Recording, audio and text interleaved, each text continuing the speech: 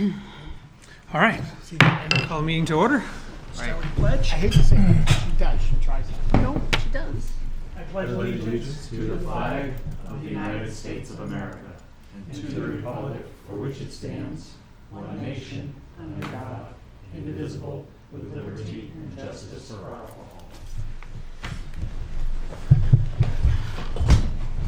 Right. I will take this opportunity to make a motion to approve the March 24th regular meeting minutes. I'll second. Any discussion? All those in favor? Aye. Any opposed? Abstentions? I abstain.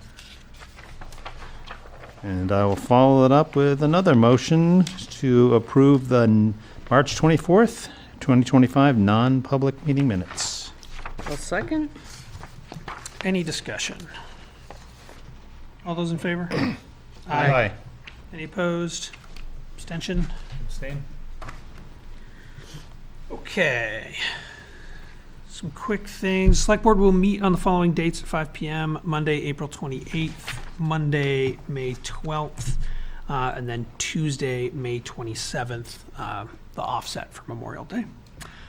Citizens wishing to be listed on the Select Board's agenda should notify Town Hall before noon the Thursday before the scheduled meeting, and all meetings are held here and by Zoom, and the Zoom information can be found at PlymouthNH.gov.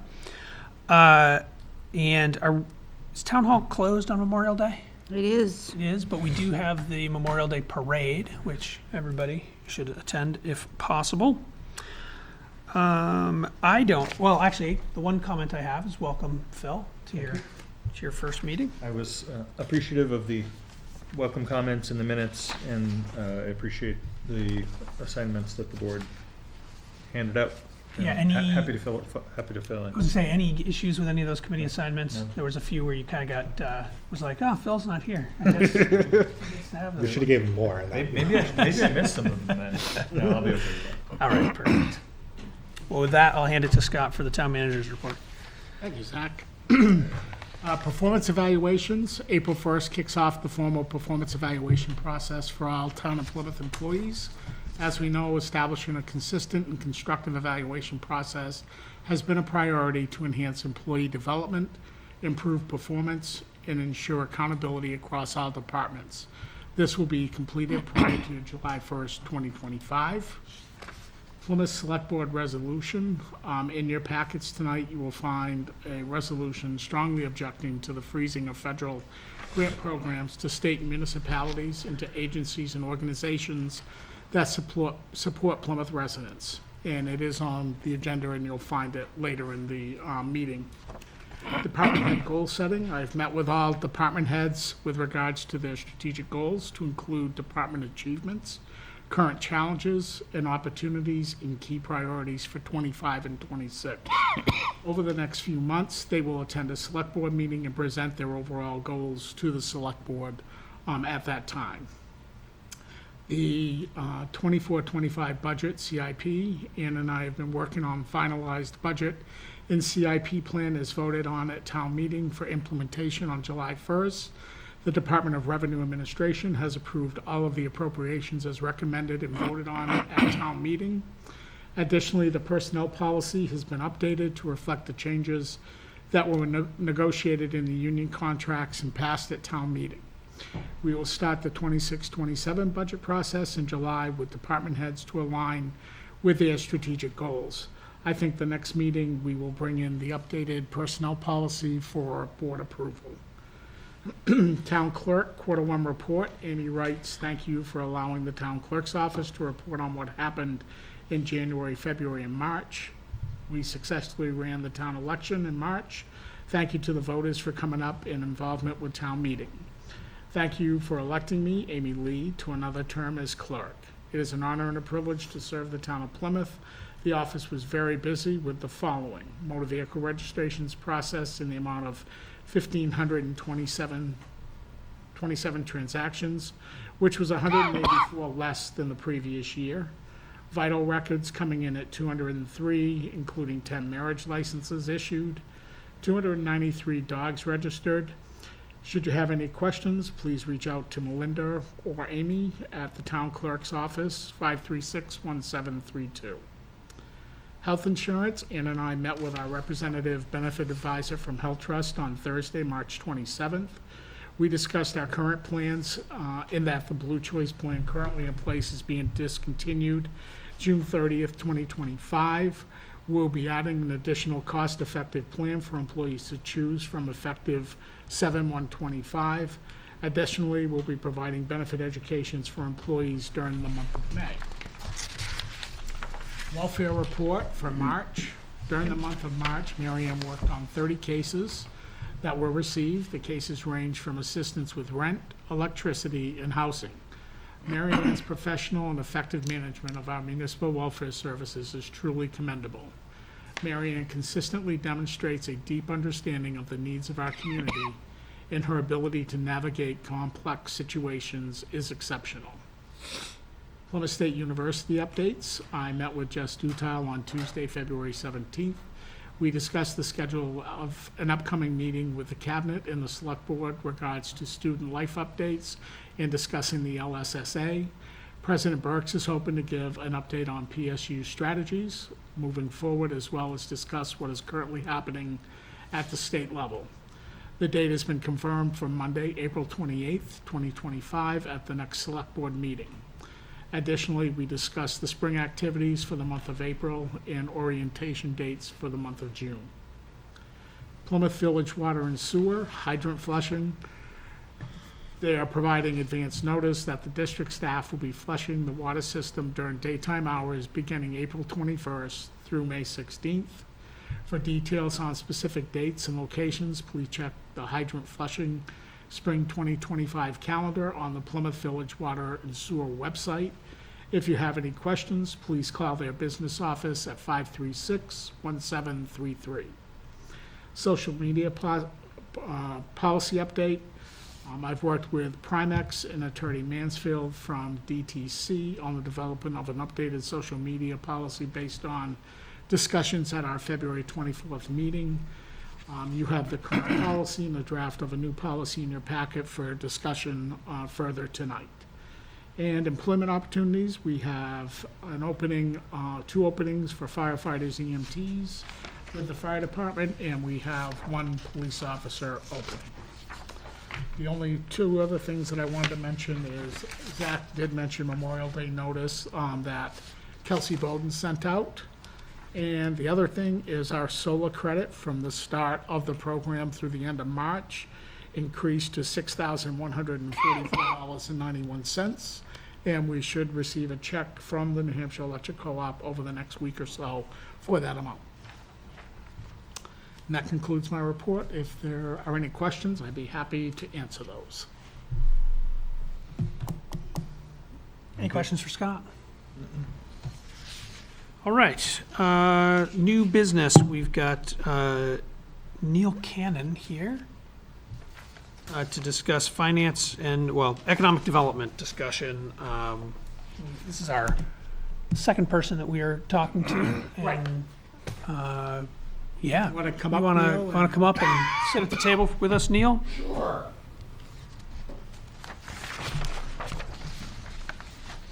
Scott, do you want to give the board just a very quick highlight of what we're doing? Sure.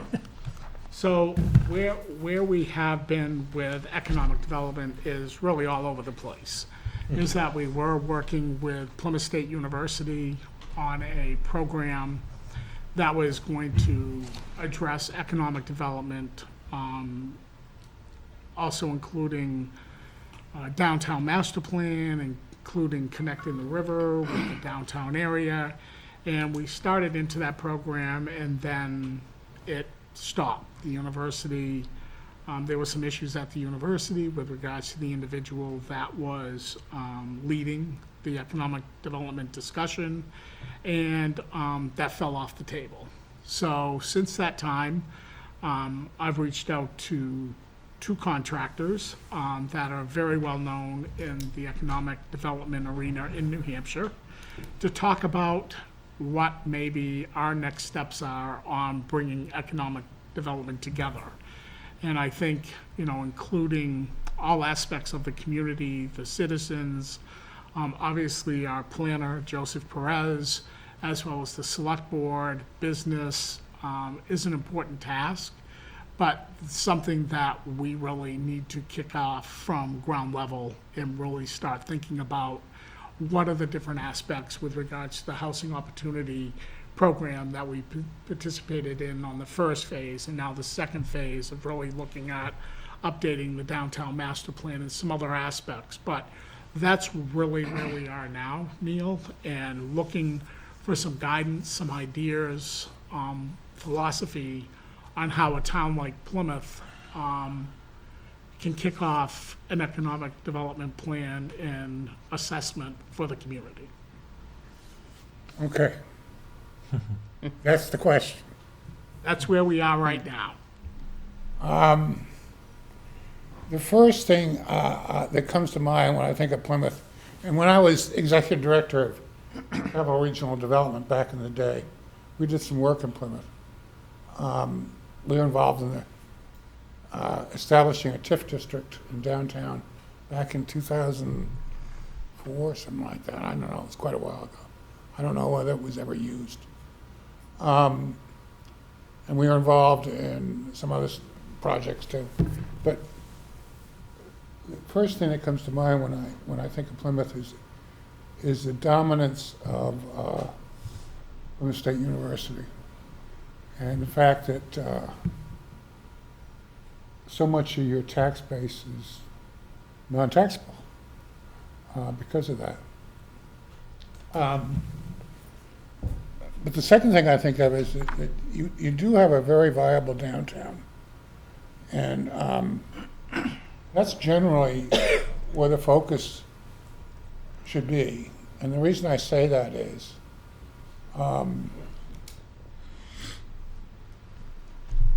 the downtown is a profit center. You can think of it this way: if you're investing in infrastructure as a community,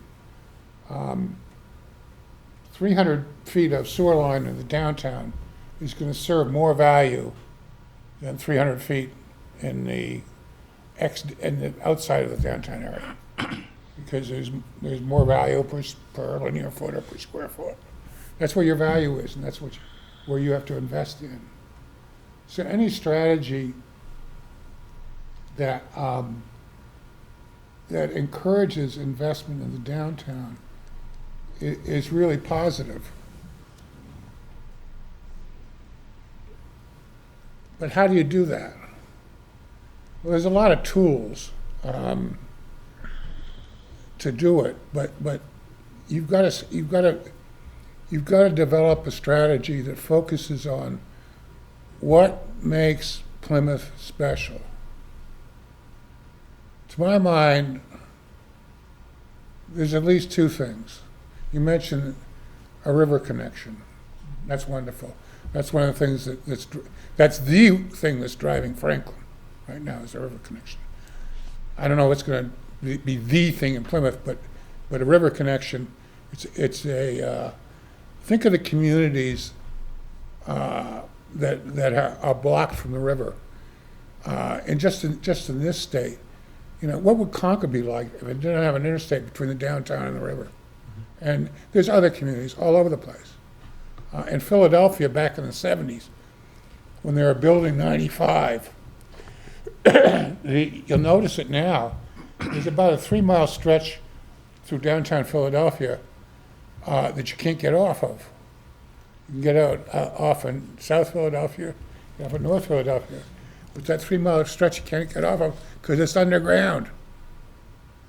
Because on environmental purpose, the residents took the environmental laws of the time and segmented to this artificial barrier of 6 lanes of traffic,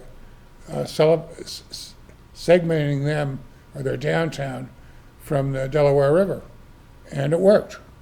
And there's places on that on the top of that quote unquote tunnel that are now developed, gardens and stuff like that. The Big Dig is another thing. So you know, there are a lot of strategies to connect. It just gives you, to connect to the river, and the fact that you have it here, save it. Find a way to save it. Even if it's just a boat launch or two, and some green space, it will attract people here. What do you want to hang your head? What's the other thing you want to hang your head on? You want to hang your hat on, as much as you as a select board hate this, and hate how much it costs your community. You gotta. I don't know whether you hate it, but it's the university. You've got to hang your hat on that. That's a great asset for this community. Back in the, I don't know when it was. When did Alex Ray? We helped Alex finance the Common Man Inn. What was that? Back in 2004, 2005, something like that. It's gotta be something like that, yeah. Yeah. And all the banks were telling him that he was crazy. There wasn't a demand for more rooms. And so we did a study, and it all came down to this. And it's been proven by time. I don't know how many rooms have been added to the Plymouth economy in the last 15 or 20 years, just in the last 10 years. They're building another hotel right now. A whole bunch of them, right? Who's driving that? Most of those rooms are being driven by the university. The university has so much going on, whether it's athletic events, whether it's silviculture center events, whether it's old home days or alumni weekend or visiting parents or whatever it is. They have something going on all the time, and we got to partner with them in a way that those people that go and use those hotel rooms come downtown to eat and entertain themselves. Visitors spend 80% of the visitors in New Hampshire from out of state. I'm sorry. Of all the visitors from out of state, visitor spending is the biggest piece of New Hampshire's economy. Of all the visitors out of state, they spend 80% of their money on food and entertainment, retail, transportation, and lodging. 80% of their money. And that's $5 billion, by the way, a year, those tourists and visitors spend. 80% is on those four sectors. And those are downtown sectors. Those are sectors that we need to capture. In terms of housing, you really do need a mix of housing. But sometimes you have to use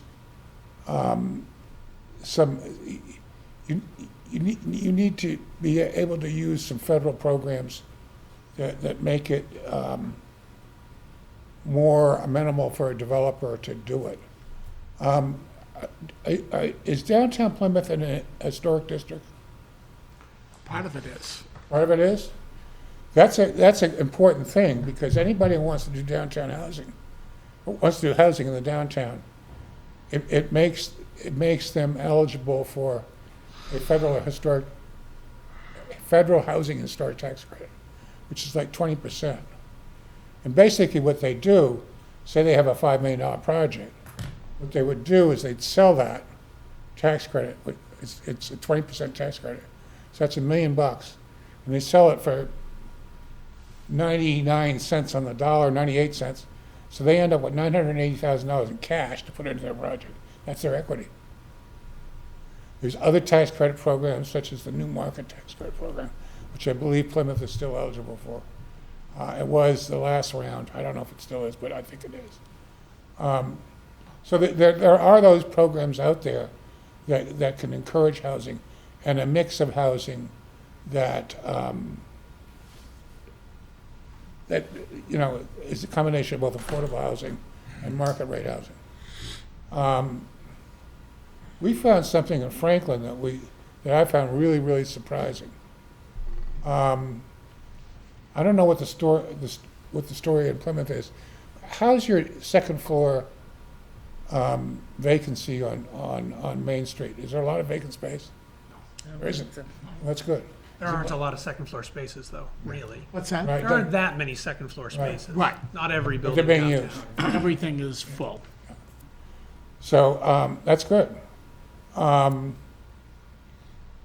what we did find, we found a demand for some buildings that were substantially vacant on the first, above the first floor. And we condoed them. And we're able to sell them for kind of, we've, between that and some other housing projects, I'd say in the last 7 or 8 years, about 300 families are living in downtown Franklin that didn't live there before, from all levels. So anything that can encourage downtown housing helps too. Can I ask, how many of those were in the mill that was redeveloped with the grant from Concord Catch? Catch, that's 32 units. I'm guessing about 50 people. And then we had Eric Chinberg did the Stanley Mill. That's 155 units, completely full. I'm figuring 225 people. A lot of young people. Yeah.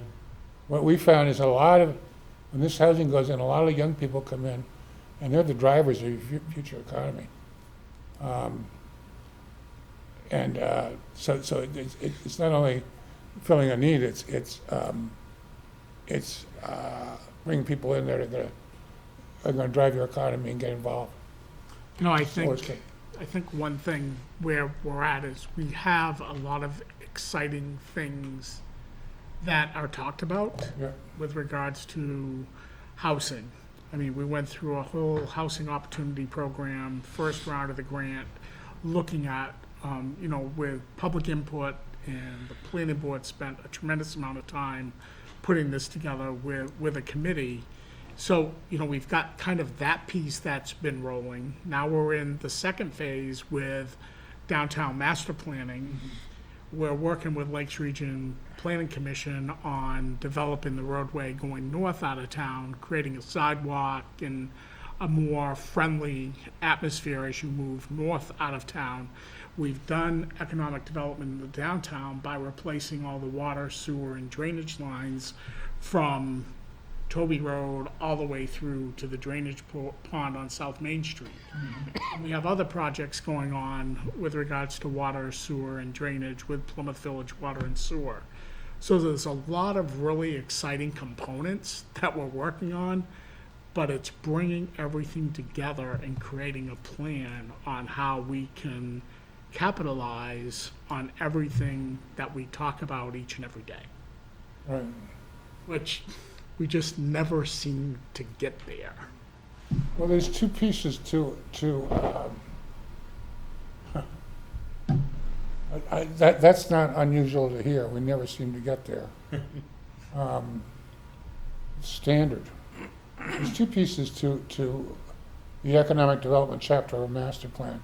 There's the pretty pictures, which should convey what our future is, what we want to do in certain places. You said about going north. You mean between the circle and the highway? Correct. Okay. Yeah. That's not pedestrian friendly. And trying to bring, you talk about the Common Man, the lodge, and Yeah. then out on, out on Tenny Mountain Highway, like Zach said, we have one hotel out there, we have another one going in. How do we connect that district with the downtown Village Commercial District and utilize all the vibrancy that is created in both areas to capitalize for the town of Plymouth? But that doesn't even touch the potential development of Tenny Mountain, which, Yeah. we Further had, out, we had yeah. discussed the planned Right. unit development, which would have allowed for, if they were to put in several thousand units of housing there, they kind of would have needed their own small downtown area. So the PUD that we had proposed would have allowed for a high density, kind of a city center development model. But yeah, you know, I don't think it's bad for that to be disconnected from Main Street. There will still be, I think there's still opportunity to move forward with that, but I'm curious if our guests have. That, you're right. Tenny Mountain, As a resort, you know. Tenny Mountain as a highway Yeah. is, it's a strip mall outside of town. It's like Loudon Road in Concord or something like that. It feeds the tax base. Although Loudon Road in Concord at least has sidewalks. Good point, good point. It feeds the tax base, but it's more of a satellite. It's not connected downtown. No. I'm going up to the Heights. You know, it's never gonna be connected to the downtown. But that's okay. It's an aberration. Treat it as a satellite mini downtown, you know, and plan accordingly within its own scope. It's also a good place for new retail, for retailers that are looking to build, which, you know, Yeah. it's easy access for vehicles. Yeah. There's still developable land in the area, there's water and sewer. You know, I think from building out the services that support a community, it's a great place for those to be located. I'm also wondering kind of light manufacturing in that area or, incubator type things in Tenny Mountain, higher paying jobs than retail, and thoughts. I know it's complicated. No, it's not. Well, given our brilliant economic strategy at the moment, It can only go up. I wouldn't bet on manufacturing right now. Okay. And I know there's been efforts in Plymouth to attract manufacturing up by Boulder Point and the next level up some years ago. And I would rather see service businesses, downtown businesses that serve the visitors, and service businesses that serve the university. You know, I don't think there's a big. I mean, small manufacturing, yes, but to me, I'm very frustrated by the fact that manufacturing appears dead, and if it ever comes back, so much of it is going to be robotic. I don't know that there's going to be that much of a job benefit. And it's going to be big stuff. In terms of a small incubator kind of thing for small manufacturers, very tiny, 6 or 7 employees, that'd be great.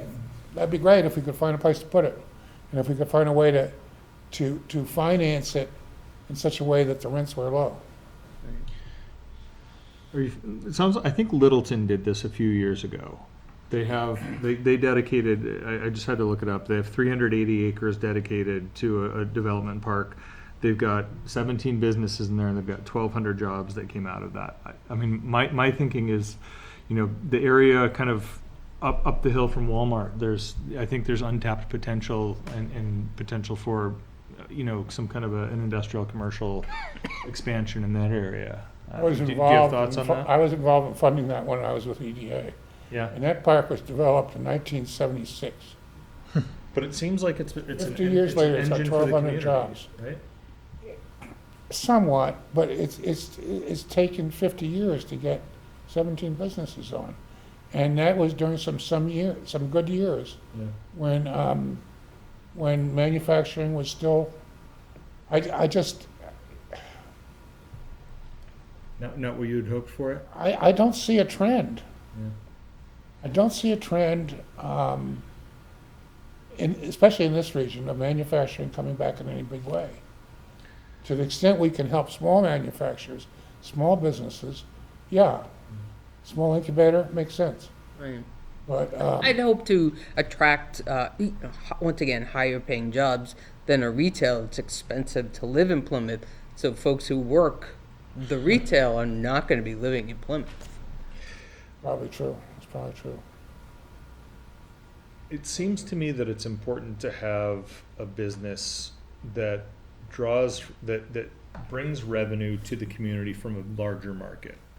So if you look at service industries, you know, they're basically recycling money from people who bring their wages gained in other places to this community, and they kind of recycle, you know, but, you know, restaurants recycle money within the community, and there's benefit to that. You know, there's, you know, for every dollar spent, you know, there's an estimates that, you know, that same dollar gets spent 7 times in that community. But, you know, if you can have a business that either manufactures something that's sold throughout the country or the world, then that becomes a revenue source that brings value to the community in a way that, you know, It's local value business. added, of course it What's does. that? It's value added. Right, right. Of course it does. You know, maybe things will change, but too many communities, in my experience, especially in the last 10 years, go out and run water and sewer lines to a quote-unquote industrial park. And then they get a warehouse, which has, you know, 10,000 square feet and 1 employee. Helps the tax base a little bit, but, you know. Big investment for what could have been a well and septic. Yeah, I don't know. I don't see it happen. Porta potty. Yeah. I don't see it happening. I would just hate to see Tenny become a big box store kind of thing, and I don't know if that's what you're. No, I'm not going for big Okay, box. thank God. I think you need, I think you need to attract people downtown. Big box doesn't work downtown. Who's the largest taxpayer in town? Walmart? What? That sounds right. Yeah, can't think of anybody else. It's the largest employer besides PSU. Or Spear. But those are nonprofits. Yeah. Yeah, nonprofits. Yeah, but That's employer, what's happening. employer, but It's still PSU. You mentioned downtown a number of times, and that's where we need to invest. But downtown, we House have Ray's gotta this be top 5. challenge where we're House Ray's gotta be top 5. also parking constrained. There's not a lot of opportunity for us to expand that. So in order to do anything meaningful downtown, we have to address that problem. What? But we also don't want to lose the town character by building parking garages that mess up the look. How would you recommend that we deal with that and also expand downtown? I built a parking garage. problem is where? Not on Main Street, but I try to hide it. I mean, it's a fact of life. I mean, if you're successful in energizing downtown, parking's going to be a problem. As I go along the river, doesn't Public Works have keep their trucks right on the river and plows and stuff? Sure do, yeah. Get rid of that for Highway now. garage. Relocate them. I would agree. Yes. I think, I've thought that forever. The highway garage is in some of the best land we've got in our Yeah, potential yeah. downtown expansion area. That's all owned by Plymouth Village Water and Well, Sewer. get rid of it. We're not gonna relocate water and sewer, They're that's not. for sure. No.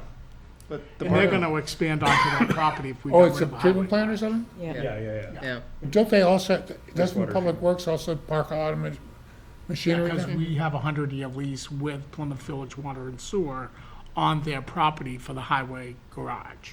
Yeah, but they're as revenue starved as we are. You don't think that that's a situation where we could talk to them about like, hey, we actually think this section of land needs to be developed. We want to move out of it and we want you to develop this land, not continue to make it municipal. I think it could be a conversation through economic development, but I mean, I know it's not as Yeah. simple as us moving out of the space. So the other thing is we're focusing right now on the PEMI, but there's a lot of potential on the Baker. sure. And, you know, Rotary has been talking about putting in a pedestrian trail, developing a pedestrian trail from North Main at least to the Hannaford's Plaza, but the planning board has been working to secure easements along the south side of the Baker on many of the lots that have been developed kind of on the north side of Tenny Mountain Highway, so that potentially a trail could continue past, out through Riverside Landing and potentially further. Hitch onto the rail trail up Yeah. above in Rumney. You can't, Which would you be can't get through ideal. Riverside Landing.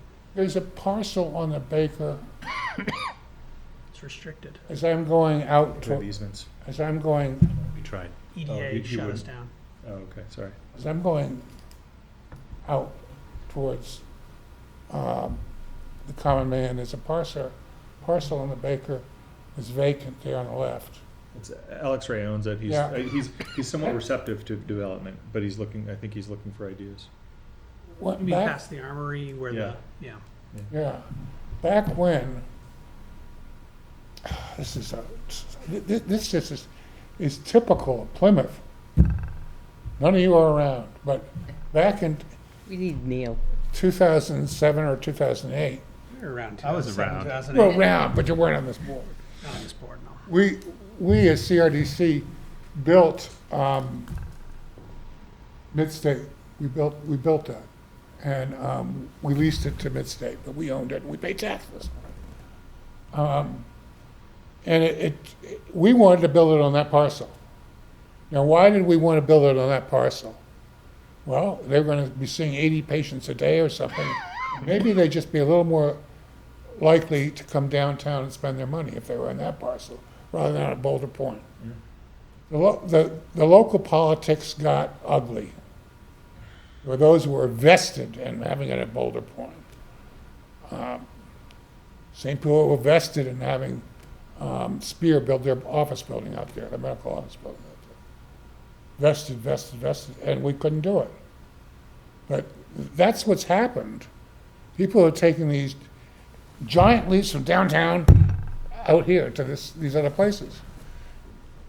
It's cheaper, I can make more money doing this. I don't know what the reasons are, but there's been no economic development thought doing that. And I know Alex has always been positive about that site. But damn it, if we do something there, we gotta have good value added, for sure. And a sidewalk that goes that far. All That right? would help. And a Yeah, sidewalk that sure. gets that far. Sure. Sidewalk, straighten the road. I know Alex is currently working with the Air National Guard with regards to their new building and building recreation fields. I think Steve Whitman's working with Alex on that today about recreational fields that New Hampshire National Guard would pay for because in their journey of keeping their employees healthy, they need an exercise facility like they did in Pembroke. So I know Alex is working with them on that, but I would believe that piece of property is going to be turned into athletic fields, infields for the Air National Guard to work, as well as some additional parking in that area. So anyway, going back to how I started this, I said the master plan is the pretty pictures, which says, okay, here are the places we see future development happening, whether it be housing, commercial, residential, whatever, institutional. And what those pretty pictures tell us is, here's where we have to adjust our zoning and land use regulations to accommodate this vision. The second part is the strategy, which is what's the action program? How do we tie all, as you said, how do we tie all these things together? Okay, we want to do sidewalks here, we want to do this here, we want to extend a water sewer line. How do we go about it? Do you have an economic development committee, right? We, Hope to. I would say, we have people that have volunteered in the committee. But no, we don't have one that meets regularly or, Do you have a local economic development corporation? No. You're advocating that we should? Of course. Do you think that I want to come here if I'm representing a company and negotiate with the Board of Selectmen on TV? You need a nonprofit local development corporation that has some community leaders, bankers, et cetera, and is dedicated to making things happen in Plymouth. They'll have access to certain loan and grant programs that can help them put together a positive, attractive deal for a potential company. But most of all, it gives the LDC it becomes the champion. And the LDC people are talking to you as selectmen, saying, I have a company, or talking to the planning board, I have a company, here's what they're interested in, what can we do for them? The regional chamber is somewhat active. I mean, is it good to partner with them on that, or should it be separate? The chamber is, in my opinion, is the Downtown Chowder and Marching Society. They're there to promote. This LDC, a Local Development Corporation, is there to make things happen, make deals happen. At one time, there was the White Mountain Gateway Economic Development Council? No? Which was a nonprofit, Good acronym. Kind of a long. nonprofit that we helped fund when I was with CRDC, and it was put together by the co-op. Was it? So they're gone. But I think that was a regional, they did more than just Plymouth, but maybe not. But you need to think about that. You need to Are think there about- any surrounding communities that have an LDC Um, of our size? sure, what's your population? If, in total, 6,000. Yeah. Franklin has Franklin Business and Industrial Development Corporation. Laconia has LIDC, Laconia Industrial Development Corporation. Let me see, where else am I looking? I don't think Ashland has anything.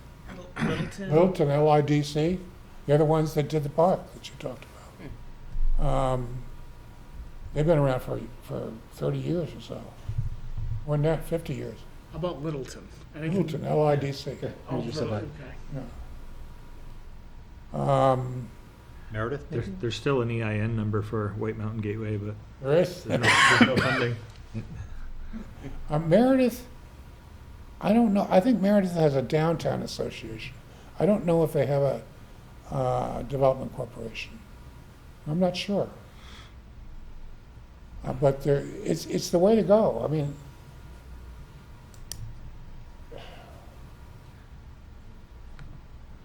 these people are implementers. I mean, let me give you an example.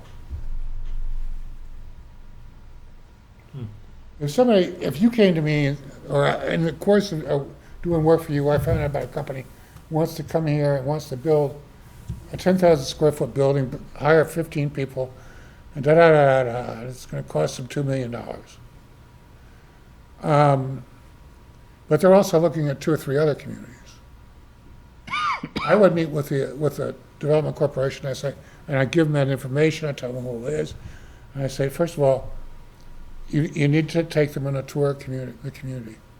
And you need your leading citizens to participate, leading citizens that serve on the board here, to participate on the LID, on the Development Corporation Board, to participate. And including a representative of the bank, or the banks. So they do that, and then you sit down and you say, listen, we can probably offer you something that no other community can. And I could, because you have this development corporation, I could get 3% money from New Hampshire. This is all on recorded, right? I could get 3% money for 75% of the deal.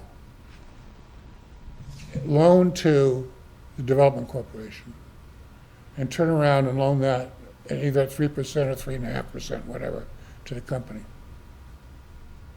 That's something that only a community with a viable development corporation can do.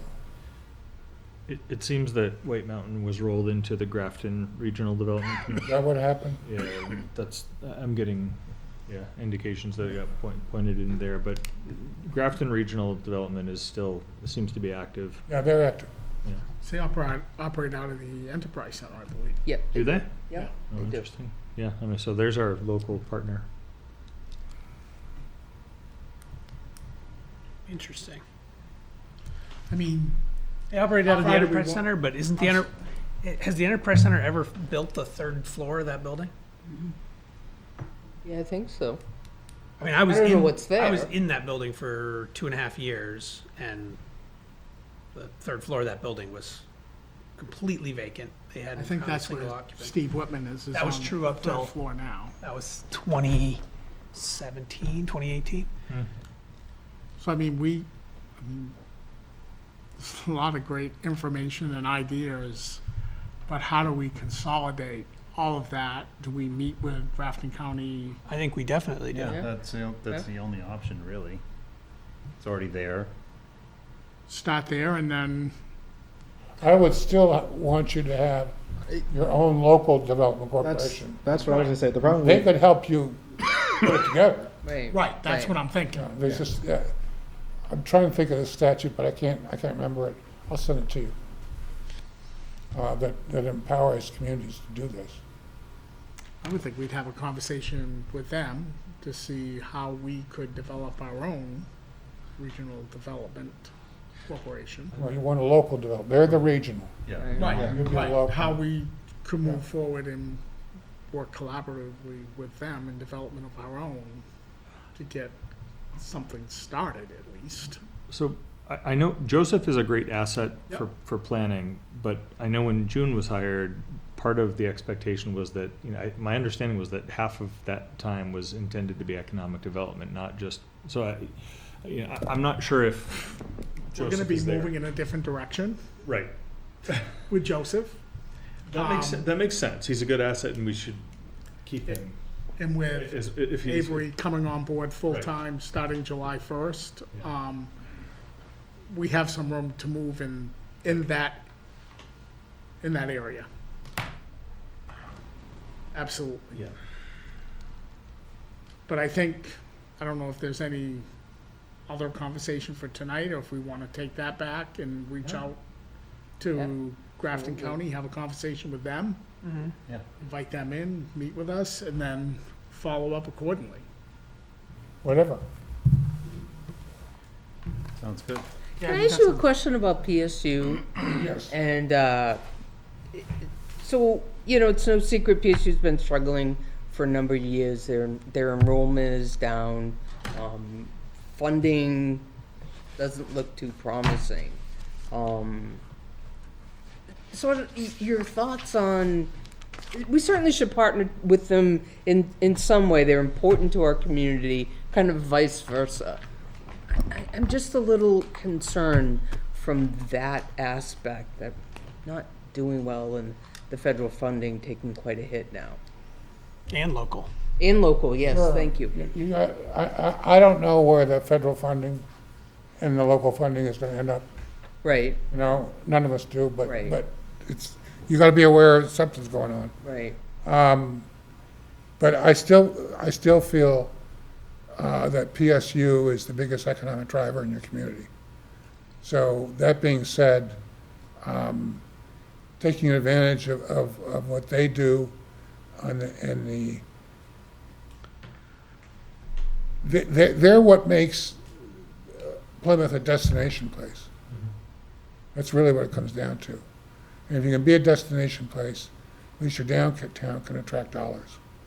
I'm trying to think, like, if the college wasn't here, how many restaurants and facilities would this town support Right. without that resource? And I think it would be drastically different. Oh, yeah, it would be different. It's honestly, my little shop, we quadruple in sales during the tourist season. I was just going to So say, the students not being here, they're shocked. Like, we quadruple our sales In the summer. in the summer, from May to end of August. That's also the industry you're in, too, though. Well, this is true, absolutely, but, tourism, Tourism. once again, is Huge. We're also for a, my region, business. we're a regional hub, too. We are. Right. The number of people from surrounding communities who come here to grocery Yes. shop. Absolutely, You're- absolutely. It's huge. Right, absolutely. I just worry about PSU right now and the state of all higher education. And I'm somewhat perplexed by our last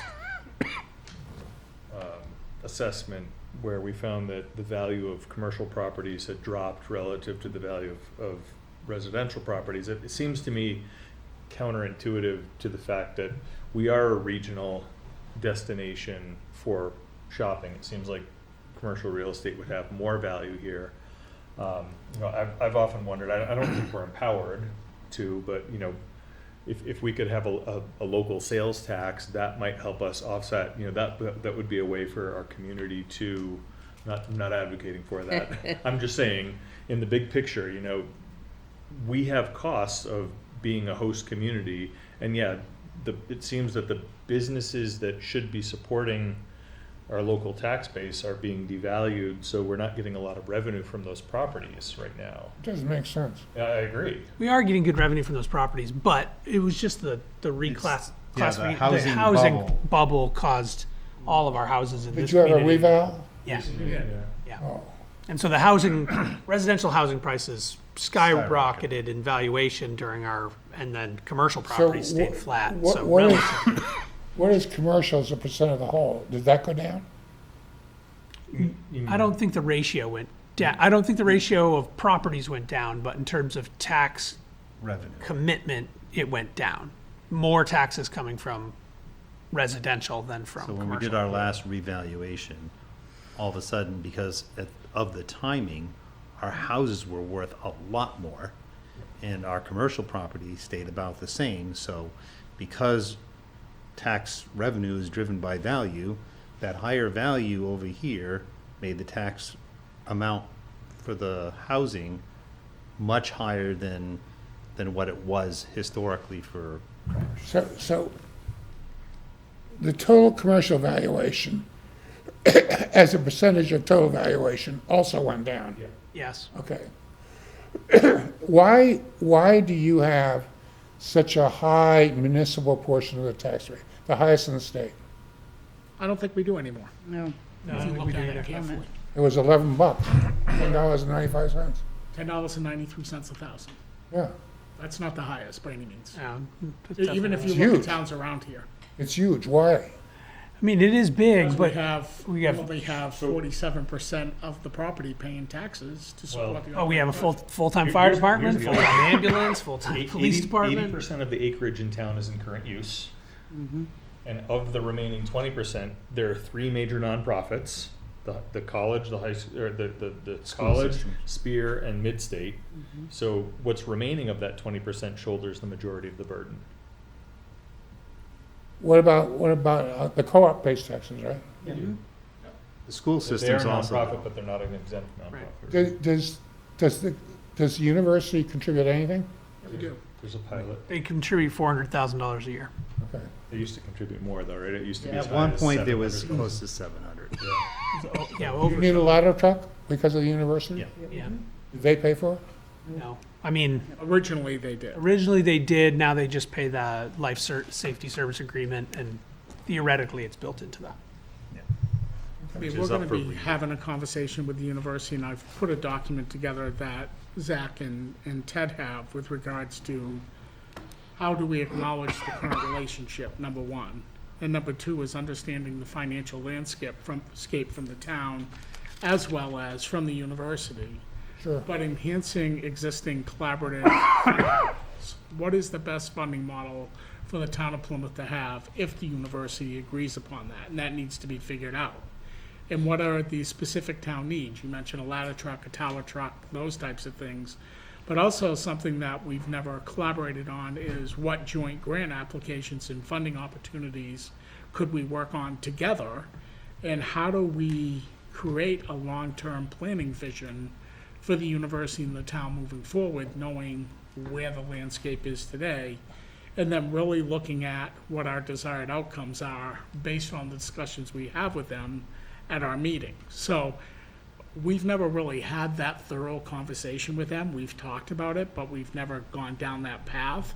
And I think in collaboration, and I know they're gonna come in and give us their version of the landscape, but here's what we would like to do to enhance the relationship, because they truly are a big portion of the town of Plymouth, Yeah. right? I mean, one thing can we look at, I know we're looking at economic development and we proceeded down that path with PSU before, but like, can we renegotiate that? I mean, we have a business school at the university. Shouldn't we like putting down in our negotiations, like, as part of your contribution to the town is helping running a local economic development, using your expert professors that we have. I could- Absolutely, Jason. Yeah. So, I mean, it's something that we should approach that can kind of help kill three birds with one stone of, fostering economic development, using resources that we have in town, partnering with the university and, continuing, fostering that relationship between doing the two. But Scott pointed out earlier, we did that. Yeah, but if we, But yeah, we if we should put it present into it again. contractual Absolutely. negotiations, then there's something that they have to live up to. Right. And I'll So say that, I think we have our homework moving forward with regards to Grafton County regional development and talking with them and creating our own. But also, I think the big conversation is going to come on April 28th when we talk to the university Yeah. as well. Yeah. But that's a great idea, is what else can we get? What, I think, tapping into their business business professors and professions can help with that, with that idea. And because it was moving forward, and then, I think what we need to do is make sure that what our expectations are achievable, rather than depending on them to run something. We run it and they, we run it and they Yes. lend their knowledge to Absolutely. it. Right, What- absolutely. The fault you may get into is the university is pretty good at theoretical stuff. But what about hands-on, make it happen stuff? So if you're looking for data, it can help you build your case. Great source. As a matter of fact, the university for years and years and years and years was the primary data source for tourism spending. So if you're looking for data, they're great. But in terms of hands-on, I'm not so sure. I'm not well, so they're working currently with the developer from Tenny Mountain. The whole University System of New Hampshire is brought Stephen Kelly in, who is the developer of Tenny Mountain, and they've been holding meetings on how to create a business development out at Tenny Mountain, bringing technology and scientific pieces in from the Boston area into Tenny Mountain. So I know they truly are meeting on this, and I think I'd hate to see us miss out on No, the boat, Can we on those get like conversations. better naming for Tenny Mountain, the mountain, and Tenny Mountain, the road? Like we need. I think they call it Tenny Mountain Resort. Yeah. Yeah, I mean, Highway. We need Right, better, right, we need no, better I- delineation between Tenny Mountain Highway and Tenny Mountain Resort. But yes, Right. We just need to be rigorous about stating which one we're talking about. right. thank you all. Thank you, Thanks, Neil. Neil. I appreciate it. I think one of the planning board agenda items would be to reinvigorate discussions of the planned unit development overlay. Yeah, I would should agree. be. I would agree. Can you're gonna have to repeat that to the mic so that everybody can hear you. I think one of the priorities of the planning board should be to reinvigorate discussions of the Tenny Mountain Overlay district. overlay district. I would concur. I do think we should, I think there was a large amount of support amongst the previous planning board, not enough to pass it, but I think with a revised board, I think we can make it better, and with enough time, I think we should be able to move that forward. to get- Was there some key sticking point on that that held it up, or was it general stickiness? I would. I don't know categorize- that there were any specific objections other than resistance to change. Okay. I didn't hear anything specific. Which in and of itself is it's a valid reason to Sure. resist, but I didn't know if there was like we didn't pass it because this one component of it was It was uncomfortable. general stickiness. I would categorize it. We had a marathon session, which on the night that was supposed to be our last hearing, where we revised language at the request of the developer and scheduled another hearing at our next public hearing meeting, which we generally don't do hearings at, and the board still voted it down, which it was frustrating. Yeah, okay. On to other topics. This is listed as discuss the protocol for appointing members to the PEMI Regional Local Advisory Committee, PERLAC. I'm not- Pemmy River Local Advisory? Yes. Yeah, okay. Every River Local Should Advisory. be PEMI.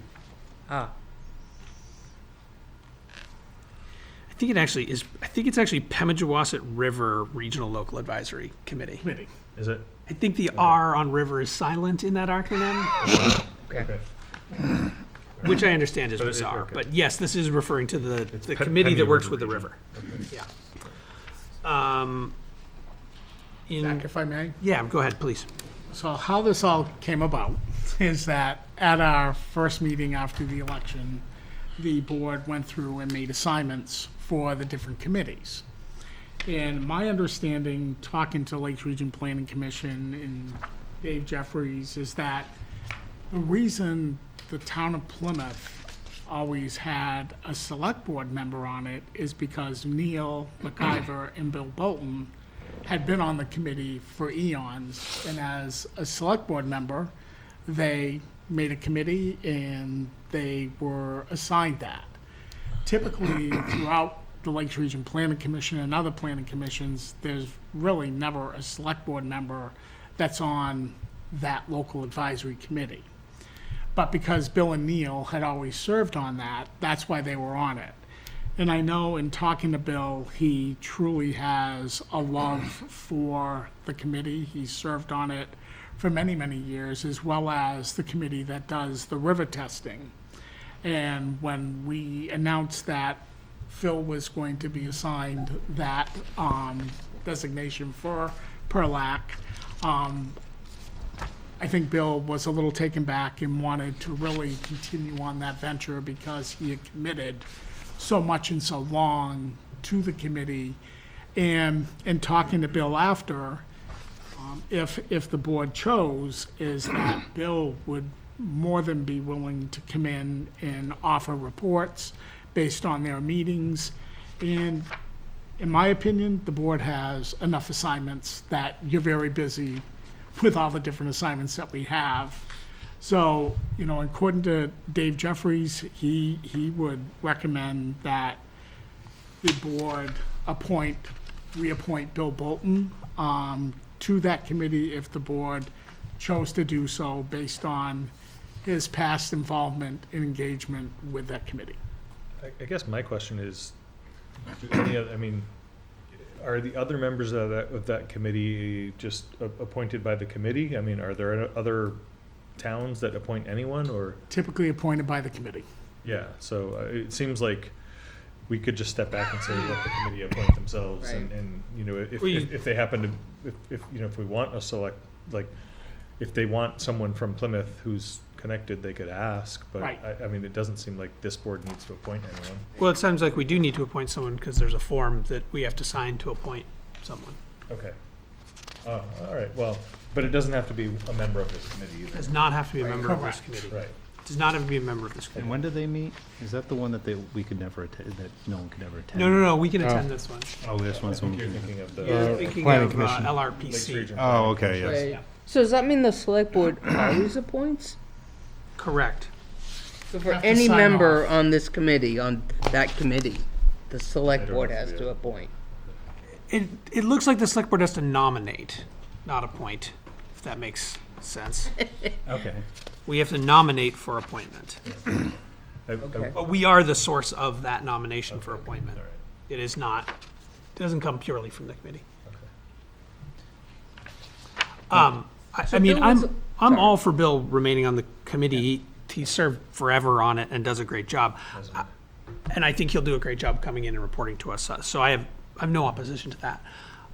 I do wonder about a committee that is full of Neil McIver, Bill Bolton, and Lisa Donner, that you're not necessarily bringing in and training any new involvement into that committee. So I appreciate that the three of them have participated on it for a long time. There is that counterpoint of at what point do you get new involvement and vitality to a working group like that? And this doesn't have to be the moment where we address that, but you're dealing with Well, eventually some sort of issue there. Neil expires in June of 2026, and Lisa How about Neil's expires position Thank you. expires? in June of 2027. Yes. Yeah, so they're probably all 3-year rotating terms like that. Yeah. I wondered if you had a crystal ball. Stop it. I have no objection to, I would support Neil. Yeah. or Phil- Bill. Bill. Bill, yeah, I would support Bill serving. Yeah, we just assumed it had to be one of us. Right. Yeah. And again, it does seem like at some point we got to get some new blood on that committee, but it doesn't have to be now. Okay. I have no objections. I think it makes sense to have Bill on there. Because if it's been doing, I see your point. Make a motion to nominate Bill Bolton for our representative to the LRPC. I'll second. Sorry. PRLAC. Yes, sorry. local Sorry, river I meant that. advisory PRLAC. committee. Somebody said the other one. Yes. Yes, yes, Yes, not and the I don't other wanna one. say Focus, focus. Yeah, I don't wanna Not say the it. other one. We got a second on that? Any Yeah. discussion? All those in favor? Aye. Any opposed? Did you have one of these for us to sign, or should I? I have it. You- Yep. Notice how Phil like second that real fast to get off that committee. I only need Somebody's three- got to do the water samples. I only need 3 signatures on that, I believe, unless there's a second page where you sign as well. So I'll let just the the senior first people 3 is sign it. fine. Go ahead, guys.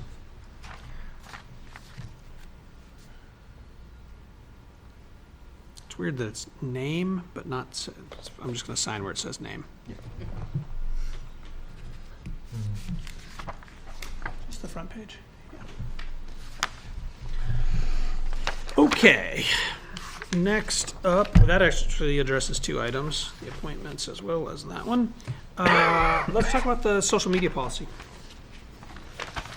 So at our meeting back in February, I think it was, Mary Ann brought up with regards to social media usage. So in looking at what we currently had in our policy, and the night we spoke about it, it was the desire of the board to consult with Primex, our property casualty insurer, with regards to what they would recommend, but also reaching out to DTC attorneys and having a conversation with them with regards to what is the most current use of social media policy in municipalities. So as you can see, what we currently have is really kind of short. It really doesn't talk about the things that we should be discussing in the policy. And with regards to what you have as a draft, there's a lot of what is in our current policy in the first paragraph, but it also outlines who the policy applies to. And it goes into more depth in talking about, for example, RSA 98E, the Public Employee Freedom of Expression, and talks about how that shall not be interpreted or applied in any manner that prevents any town employee or volunteer from acting in their personal capacity, but also talks about the violation of this policy and what would happen if you violated the policy as described in paragraphs 2 and 3. So it's more in depth. It covers the basis of what the attorneys feel it should cover in a municipal setting.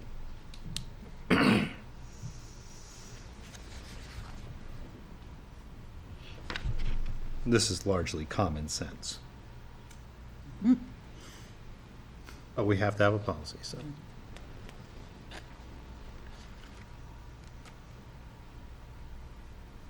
I think it's good to have it written so that, if there is a violation of harassment policy, that it's clear that it applies to both employees and members of boards. That are representing the town. Yes. At the start of the second paragraph, should this start with the town prohibits the personal use of social media while on work time? I think that And makes then it sense, goes 'cause there, further there, on. there are times when you're on social media in an official capacity, and that shouldn't be prohibited, Right. right? And as written, would prohibit all of us from use of social media. Well, it says unless it is work related, Right. as authorized by your supervisor and consistent with the town's computer policy. Right. No, I kind of see Zach's point here. I think there may be something that we can do to tighten this up. In that case, it's Personal use? I think we need to be explicit. What do you mean? Well, the personal use is explicit. Okay, yeah. So, In other words, you as I can, heard, Zach, you suggested the town prohibits the personal use of social media? that would be my. Okay. I would suggest that addition. That's I fine. support that.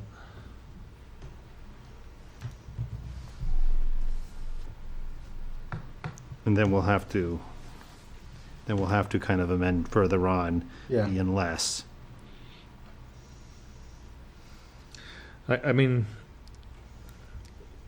you could argue that we don't need to put personal in there, because after the paragraphs, the town, unless it's work-related as authorized by your supervisor and is consistent with the town's computer policy. Is the intention of this policy that everyone here gets explicit authorization from their supervisor for what social media use is okay in their job? I would think so. I mean, that's how it's written. And does that mean We would immediately need to write an authorization for Scott. for Scott to And interact? Amy. And doesn't Amy Scott would do need to write one for the Right. fire chief and Right. for, we'd probably have to write them all for each other on the board. It's, et cetera, et cetera. Well, That feels a little heavy-handed to me to have to go to that extent of Maybe. documentation, but maybe.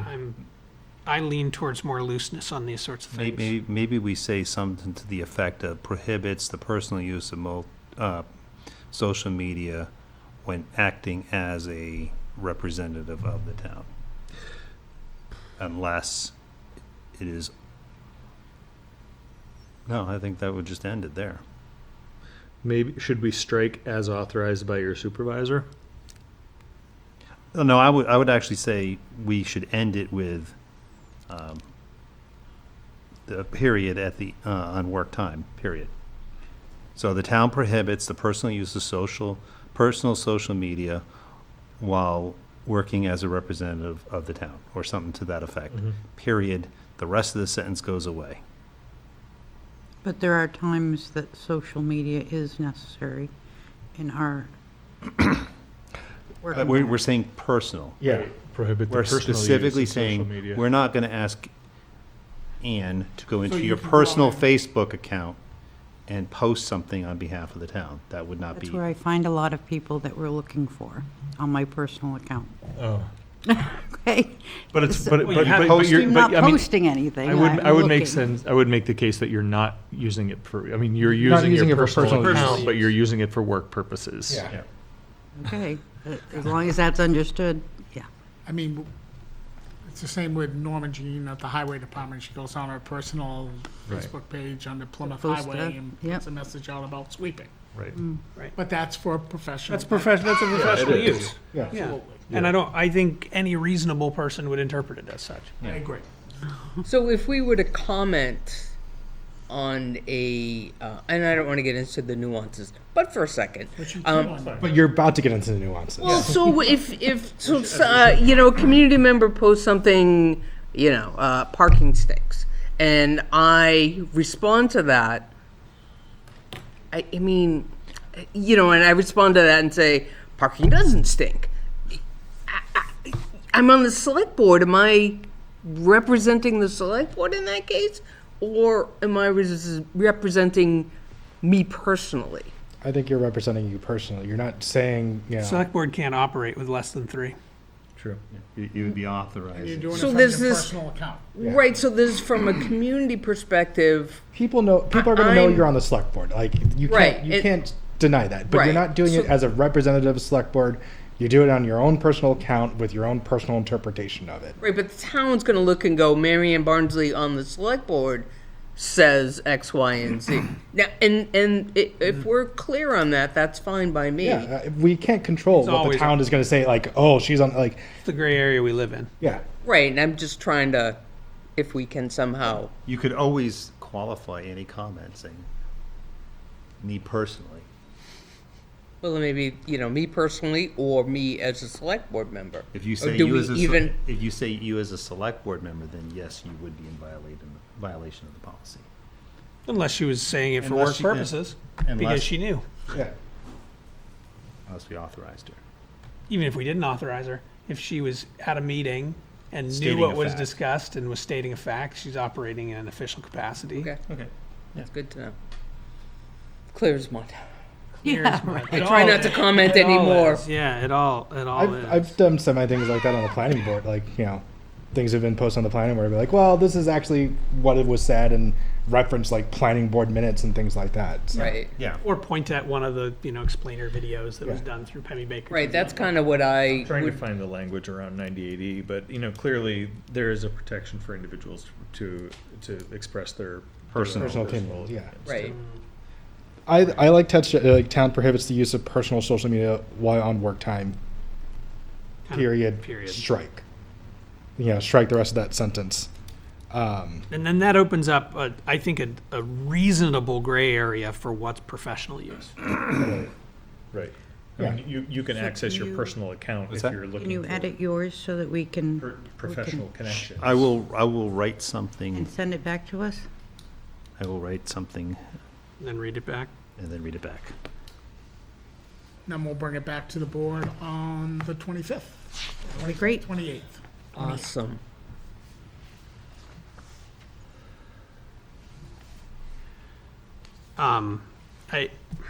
Sorry to keep pushing. The last sentence in the third paragraph actually does create some complexity for the scenario you described, Marianne.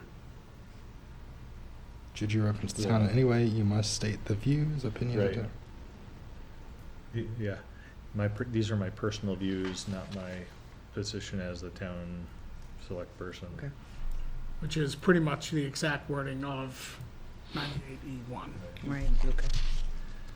So let me ask a clarifying question about the last sentence in paragraph 2, which says town internet resources are only to be used in accordance with town rules and policies on confidentiality, harassment, use of internet and other office hardware and software. Does that apply to the public Wi-Fi that is in this room? As written. So are we gonna put, are we gonna say, Blocking, right. is there gonna be a restriction on what people can access? Is there gonna be an inspection of that? Like, I'm on Wi-Fi right now. Right. Yeah. Scott, And you you see have what they are? probably unintentionally auto-checked your email. Oh, I'm sure I have, yeah, I mean, not Yeah. just because Right. as soon as you connect, it does all that. Right. so. Receive text messages. Yeah, I mean, Et cetera, et cetera. I'm just wondering if that needs to be loosened up at all. I mean, so the town internet resources. I would, Should we I would agree. make an exception And to policies. access to using Wi-Fi for personal use? I mean, it's a guest network. Yeah, It's open to the public. Yeah. I wouldn't want to make this overly No, restrictive so the town felt like they had to police it. yeah. Because the only people that should be using the public Wi-Fi in this building, the one we have the password that's on the table there, Right. are people who are non-employees. Although we use it and we're employees. But do we have a channel on this Wi-Fi or a band, however you want to think about it, that is not for general public access? Yes. And that's what, Secure. that's what, There's a secure, what I- but not everyone uses the secure. well, everybody who is an employee in the building should be. At which point then So- you'd want to adjust the So policy at to say. that point, it might be worth having the access credentials shared to the committee chairs and have it disseminated to members of the ZBA, the planning board, the conservation commission, so that They anyone- use, Secure. anyone acting as a town on behalf official of the town, yes. should be using that one and not the guest. Maybe, I don't know, is we have anything we act on officially in a digital capacity? I think it's good practice regardless. I don't disagree. Soon- that But as soon separation. as, well, I agree for everybody else who works here. I'm talking about this board in particular. Us connecting to that secure Wi-Fi actually, I think, opens up vulnerability to that Maybe, secure yeah. Wi-Fi for no Yeah. discernible benefit. So maybe that secure Wi-Fi is be for employees. town-owned resources. That For would make sense. town-owned resources, yes. In other words, For Scott's employees- computer, Ann's computer, Employees on town-owned resources, but, I mean, keep another one for What do public they, boards. what do your staff do today with their phones? Do they connect to the The secure? public. They No, it connect to should- the public with their public, phones. Yeah, so then That's that's where they should be, consistent with but- the yes. town-owned hardware should connect to the secure, and personally owned hardware should because there's not potential, connect or use the public. because there's potentially sensitive information being transmitted. So you Yes. want to keep Right. that segmented. Yeah, so that feels like that, if you're making adjustments, Ted, Right. that trailing sentence should be adjusted for that clarification. Which, let's see, where was Last it? sentence in that paragraph. Okay. Last sentence of the second paragraph? Yeah. And I think that would be cleaner. Okay. Segment. Do we have an electronic copy of this that's not a PDF? Yeah, in I have a our Word. packet? I can send it to you. That would be way better than me Yeah. extracting it from the PDF and trying to make it work. Take a picture with your phone, OCR it. That's right. I will send that to you first thing in the morning. Yeah, no rush. All right, so we will continue that in our next meeting, assuming Ted has a chance to get reviews. That I think I can do. You have my faith, Ted. All right, have review and the power. approve the Town of Plymouth resolution strongly objecting to freezing of federal grant programs and states, municipalities, agencies, and organizations support Plymouth residents. So you should have this in your packet as well. We have the original down here when you. Scott worked on. Scott, do you want to intro where this came from? Sure. So, through the Municipal Managers Association, we've had discussion over the last probably 60 days with regards to grants, federal grants being frozen and taken away from states and municipal opportunities for the future. And so we did come up with a statement that the purpose of the Select Board resolution in this context is a tool for local advocacy. It aims to protect the interest of Plymouth by formally expressing concern, raising awareness among decision makers and residents, and urging the continuation of federal grant programs that are deemed beneficial to the town, and highlighting the potential negative impacts their cessation would have on the local community. And really, we kind of highlighted 7 different areas, was expressing the local opposition and concern, advocating for the community's interest, signaling to federal and state representatives to raise awareness, exert political pressure, establishing a formal record, and encouraging collaboration with other municipalities and states and organizations across the state of New Hampshire to voice these concerns with our executive council, our Congress, our senators, our representatives, and making sure that we're sending this along so they understand how crucial this is, not only to the town of Plymouth, but for municipalities across the state. So there's a number of communities that are putting this together and sending it along to the addressees that are on the second page of the resolution. Because in Plymouth right now, we are looking at a solar credit and still waiting to hear on that. We're still waiting for our final payment for the EDA project on the downtown drainage of $488,000. They froze an infrastructure grant that Joseph and I applied for $500,000 that included at the time Loon Lake Road, street lighting for the Main Street area. That all has been frozen. So, if we're going to try to continue with those projects, we need the funds to come back to the town of Plymouth. Was that, that Highland Street project one that would be affected as well? No, Okay. that project is fully funded right now, That's state funds, right? because it's a state and funds. town project. Just wanted to make sure. But we're still waiting on $488,000, and I reached back out to Senator Hassan's office today, in Congresswoman Goodlander's office, because they have been very active in trying to get the EDA, and we did get a little movement, but it's been crickets since March 6th. And this was owed to us when we closed out that project. Scott, what's the status of the grant that we were party to with DES, with Jess Wilcox? Did that also got For Loon pulled? Lake Road? No, that was the one for, we had some EV charging proposed. Yeah, that's been frozen. Right. That's another one, That was yes. another one, yeah. Okay. And that was for 5 EV chargers between Court Street and down on Green Street. Right. So that's, There's a significant, I mean, this is all, in my mind, this is all economic development money. And you know, we're really struggling with that. Absolutely. absolutely. On that note, they're taking EV chargers out of all the federal buildings. Can we take any of those? Can we just, can we have them? Are they? Yeah. That was one of the executive orders, was to remove all chargers from federal buildings. Because that makes so much It sense. feels like should be a bunch of them. The big It's cost state- is not operating them, like it's national- putting them in. Installation, And yeah. once you buy a transformer to power them, like, you've made the big investment. Like, getting rid of them is like throwing. It's burning ridiculous. money. It's, yeah, cutting off your nose to spite your face. We're not saying that these are good decisions, but it does feel like they should be in surplus somewhere, right? Like Well, those. the chargers themselves are not the expensive part. It's the Oh, it's it's the the infrastructure. Yeah, to you gotta get the power wire. to the transformer, a large enough transformer to power, like, you know, each EV charger is like its own house in demand. Right. Like, each one is like its own 200 MB like service. It's, And whether they're two-phase or three-phase. right. I mean, the power demand, like the instantaneous draw, is probably more than a house if it's a level 3 charger.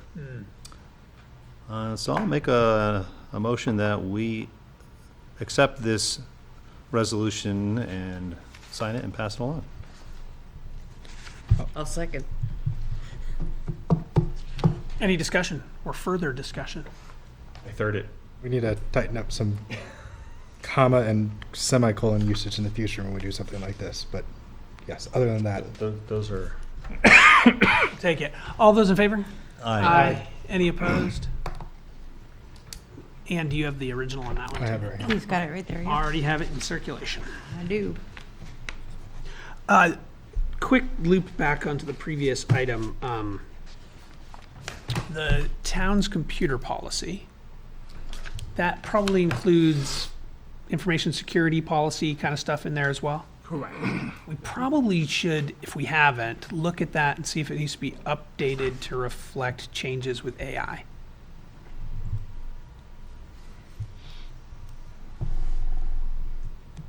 I will check into that. Are those policies published anywhere?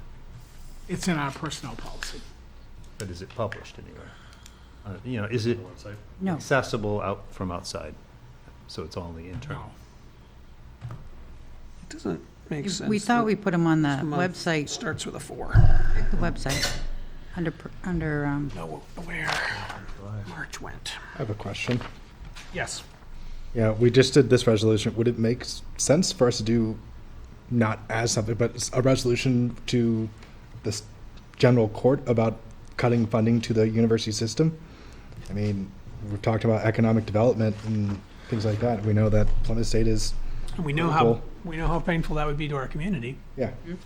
I think something of similar nature, you know, to express our discomfort with the 30% cut to the university system would have the detrimental effects it would have on, I know, our community and probably Our Keene. community and surrounding area, Yeah. yeah. I don't think it's a bad idea for us to send a letter on that. I don't know if it'll be effective in the time schedule of the budget hearings, but. I Well, mean, no, it may be, We because could, the budget has to go back. and forth. I direct would say it we would direct it towards to the governor. governor, yeah. Yeah, okay, Direct it to the governor. yeah, I mean, you're right in terms of the House and Senate, we're too late on that, but right. But we were always gonna be behind the curve on them because they just Yeah. decide stuff. To that extent, I think this community would benefit greatly if the state funded education In general. in general. Yes. According to the state constitution, there have been multiple lawsuits and, that have been found against the state's funding, and the legislature is only making it worse this year. Which in turn has a massive tax burden on our citizens. We bear the brunt, the disproportionate brunt of a lot of costs that, Okay. I mean, so something about K-12 and higher education funding. or, I mean, should we separate those into? I mean, you could, if we did something similar like that, you could kind of have an explicit section about Or each, yeah. each of those or 2 each. points. Because in the K-12, it's a little different. You're supposed to fund specific parts, right? In particular, My- special education my is un- one my of the things that's understanding is wildly that- underfunded. Like 100% of the cost of special education Yeah. costs are supposed to be borne by the state. Yeah. So, in theory, like, we have. That's crippling us. We have very good special ed programs, and it tends to be a magnet for people with children Yeah. with needs. Yes. So our special education costs are disproportionately higher than other communities, so much, so our special ed costs in the Plymouth Elementary School are the same magnitude as the general education costs. So Yeah. a small portion of the students, the special ed costs are in addition to the general ed costs, and it's, And even- the even state in should that. bear that. So in theory, one school could have all the costs for special education and serve all those students, and there would be no impact to the community if the state bore 100% of the cost of special education funding. Instead, what we have is a student population count that continues to go down while the cost costs of go up. education keeps going substantially up. And that's all special education costs. I mean, I would say it's not all inflation special, too, but yes. It's not all, primarily yes. special education is It's the causing that driver. effect. Yeah. Because there's other hidden costs throughout the regular budget Yeah. that are tied to special ed, but they don't Enumerated the same way. they don't Right. enumerate it out. No, that's true. Do you want to work with Scott on drafting something? Sure. I can work on that. Yeah. Is that something that would have legs if it got passed to other town managers? I way would that this share it came with to the us? Municipal Managers Association. Yeah, I was gonna say, the way this came to us through the Managers Association, I would think that there would be other towns that would support at least, support principle. education Similar or funding. whatever, yeah. Yeah, They could amend whatever we give them and do whatever they want with it. true. But if we put the draft out there, it would be easy for other towns to support. I would support that. It seems best to, when we know that there's an impact and it doesn't feel like they're seeing it, we should point it out. It's the best we can do. Right. Yeah. Okay, on to an appointment. We have a request to appoint Fred Kelsey to the zoning board. In this case, we have a letter from Joseph. Zoning Board of Adjustment recommended in favor of Fred Kelsey's appointment request on 4/1/25. And the letter we have from Mr. Kelsey says, "Dear Select Board members, this letter is to request an appointment to the Plymouth Zoning Board of Adjustment as a regular member for a 3-year term. I'm a resident of Plymouth at the above address and have been for 43 years. Thank you for your consideration. Sincerely, Frederick Kelsey." I would make a motion that we appoint Frederick Kelsey to the Zoning Board of Adjustment for a 3-year term. I'll second that. There you go.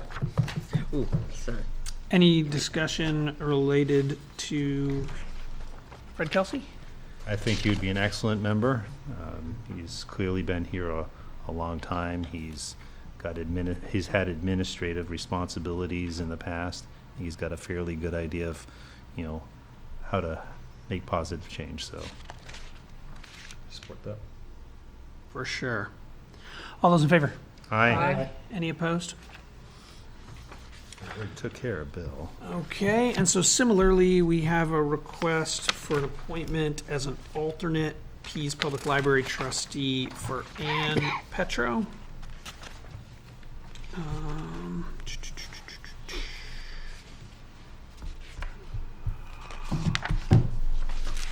Okay.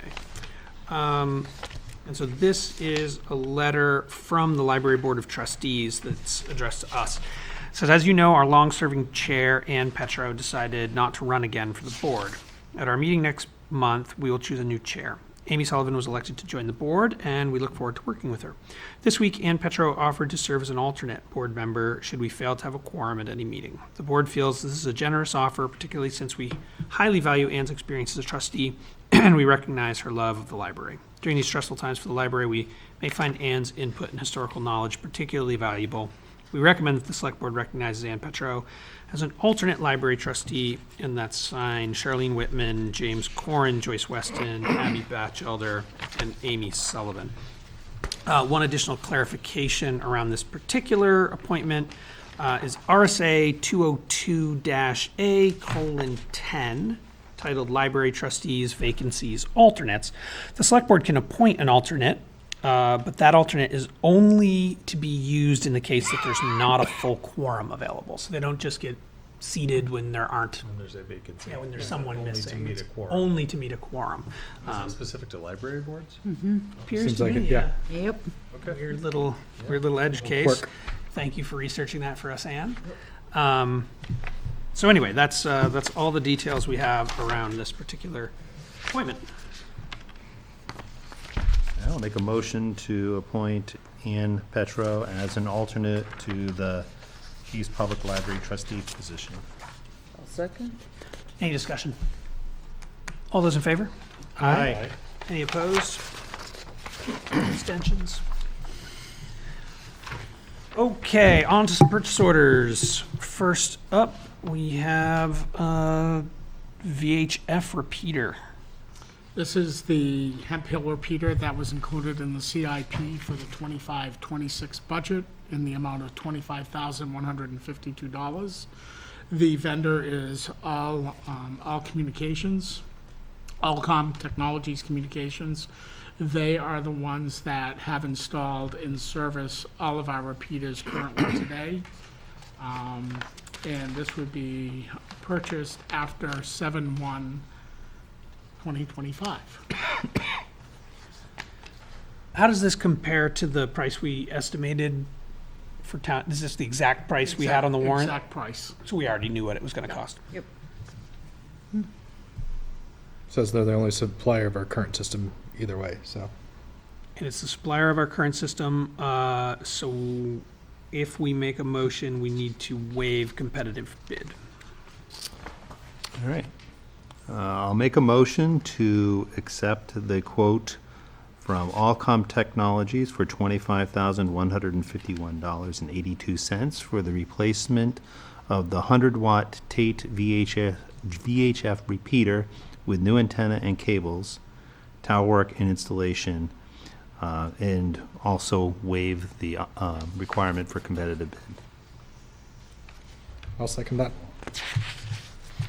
Any discussion around this purchase? All those in favor? Aye. Any opposed? All right, now we've got the police department, a Chrysler Jeep Dodge. So this again was in the CIP approved for the 25-26 budget in the amount of $70,000. The vehicle, as well as all the equipment, is through state bid, both secured by the state of Massachusetts and the state of New Hampshire. And again, using the different companies here that are secured through state bid in both states. It did come in a little higher than what we appropriated, but Alex, will be taking money out of his new equipment line to fund the additional $1,252.51. Was it a particular line item that went up, or was it just small increases everywhere? The 70,000, Phil? No, the $12,000 or the $1,200. $1,200 was just increased costs from the time Alex got the initial, Thank you. they got the initial bids.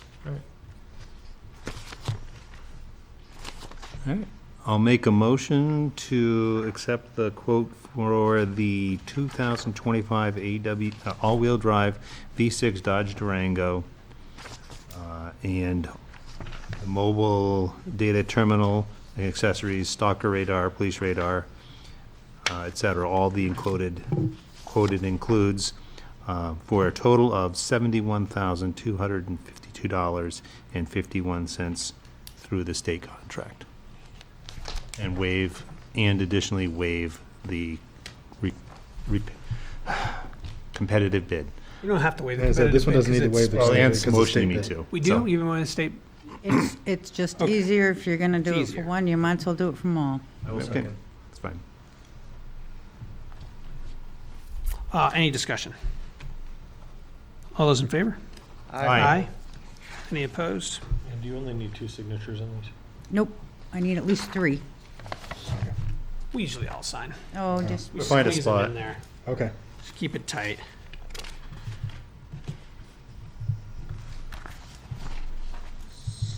do you have the updated amount for that next one coming up? You do, okay.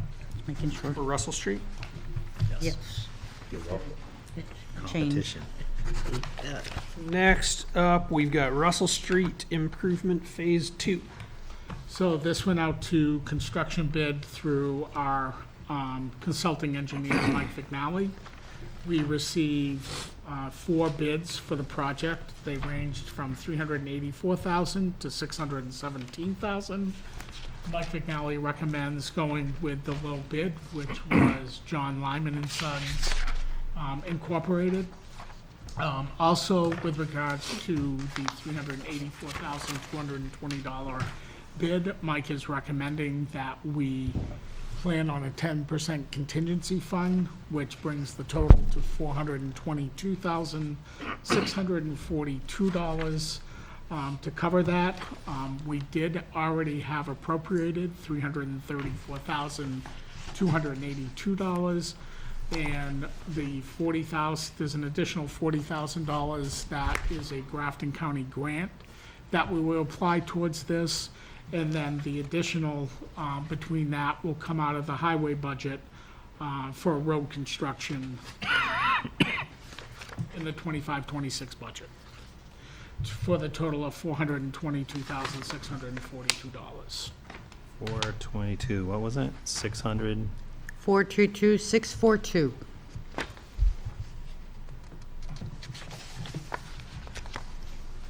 This includes sidewalks.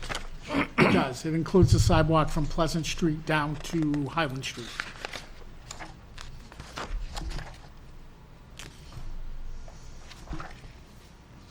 Where we've had all that problem as you come up off of Highland onto Russell with that stone wall, is securing that stone wall on the property right there on the right-hand side, as well as developing new sidewalks from that point up to the Pleasant Street intersection where the downtown drainage project ended.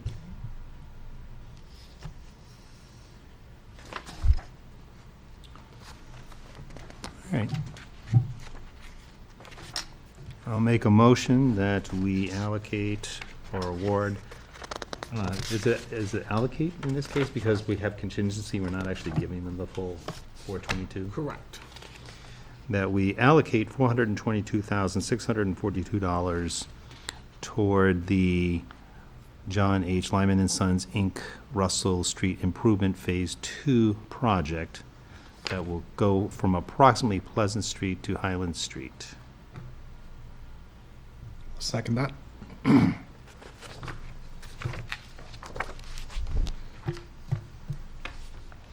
It's always so interesting when we see the wild variance in these bids. Yeah. At $230,000. All those in favor? Aye. Any opposed? That's a little over 50%. It feels, plus or minus, 15, 20. Okay. Next up, we've got catch basin cleaning. This is for the 25-26 budget. As we did last year, the highway department went out to bid on this.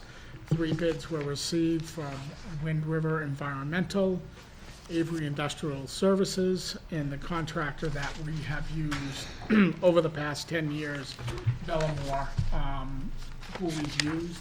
You can see the price differences with regards to what Wind River Environmental is $325 an hour. Avery Industrial Services has a rate of $240 per hour, and Bellamore has a rate of $250 per hour. The total cost, if it would have gone with Wind River Environmental, would be $39,000. Avery Industrial Services, about the same price as Bellamore, $10 less on the per hour charge. But we have had great luck with Bellamore. And last year, after they completed all the services, we spent $8,450.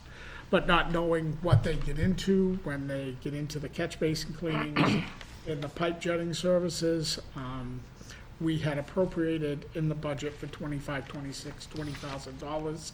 I do not believe we will expend that amount of money on this project. How come Bellamore charges us a per catch basin amount? I'm sorry, what's that, Zach? So Bellamore charges, do they not charge us any hourly? Their pricing just seems different than everybody else's. So they charge $65 per catch basin or $250 an hour? Or $250 per hour, For pipe jetting jetting services. services. And that was very specific for And 15 everybody hours. else charges just a flat per hour Correct. fee? Correct. Gotcha. And so it's a weird comparison to try to make. Scott, I've got a question on this. Does this typically generate any kind of waste that needs to be disposed of? Nope, they haul it all off. And there's no, this isn't regulated in any way. We don't have to track it or pay disposal fees. It's just considered clean material. Correct, and they haul it off in the tank Container. that's attached to the truck. In the Vector. Yes. Most of it is sand that we dumped on the roads all winter. All right, thank you. I was just curious. I know that sometimes, like, in the Main Street project, there was the issue of running into contaminated soil and it runs. For sure. So I was just curious, is there any, do we ever carry a contingency, or do they address in their contract what happens if they run into contamination and it has to be disposed of according to contaminated soil standards? If some, All water costs, disposal fees, and traffic details are in addition to the proposal. So I would say it would be an addition. in the So event- if they were to discover something bad in one of those catch basins, suddenly somebody's been we would have to changing deal their with it. oil and just dumping Dump it in the catch basin, yeah. And then. Please don't do that, anyone. Then it Thank would you. come out of that 20,000 that we're allocating. Any other discussion?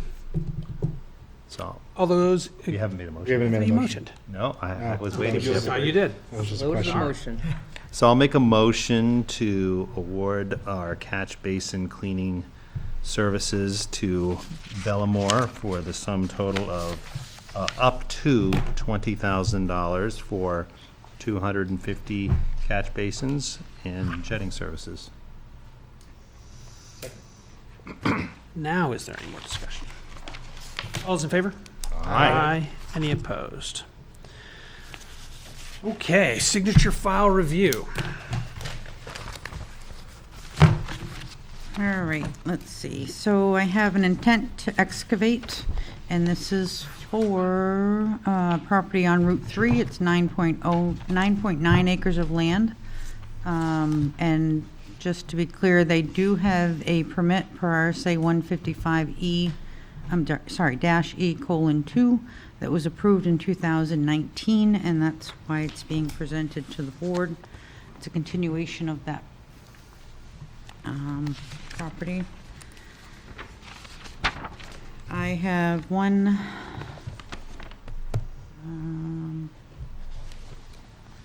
these are veterans exemptions, new qualifications. And also a service-connected total disability credit for one. and a regular veterans exemption for 2. There's 3 places to sign throughout there. For the permit to excavate, it says that, the permit was issued 2019. Does that permit expire at all anytime, or? No, as long as they provide their updated plan, which they have, and it's on file. Are they required to carry financial security for closure? Not unless the planning board required it when they went before them, and we did not see anything that they did.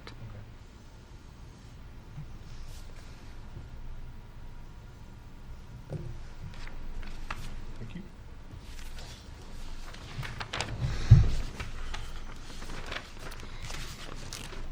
So along those lines for excavation tax assessment, this is for the tax year 24 through 25.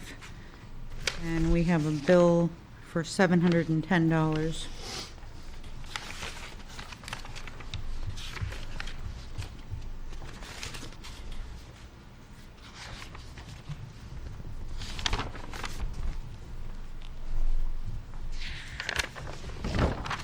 Next item I have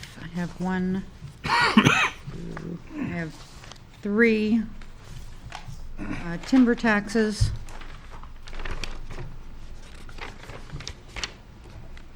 One is for $1,218.14.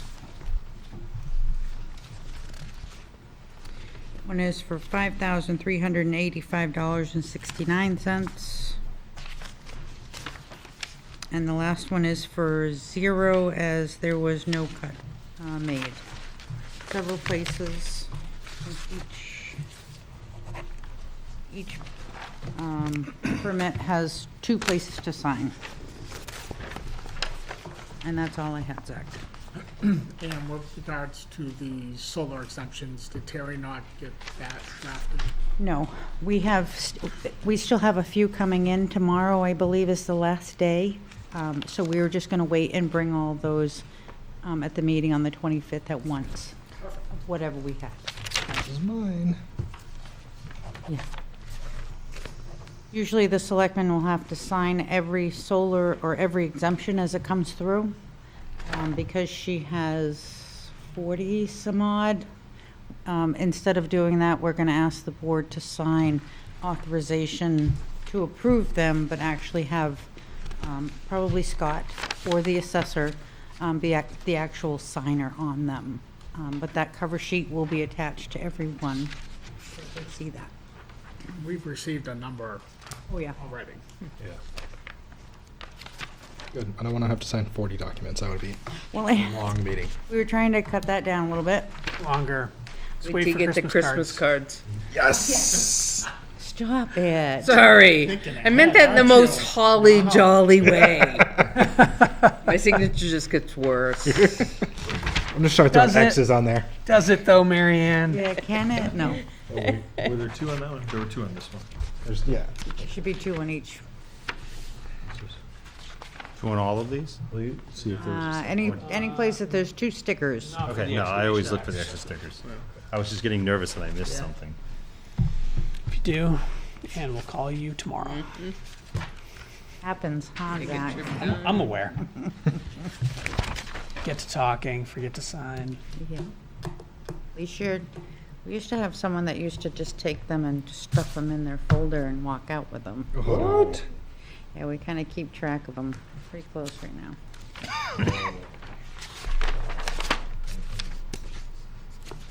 Interesting.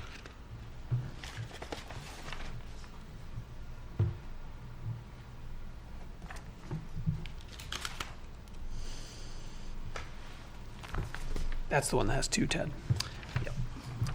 I was looking. Sorry, that was only one. Just so you're aware, your non-public section participant is in the building, waiting to be called.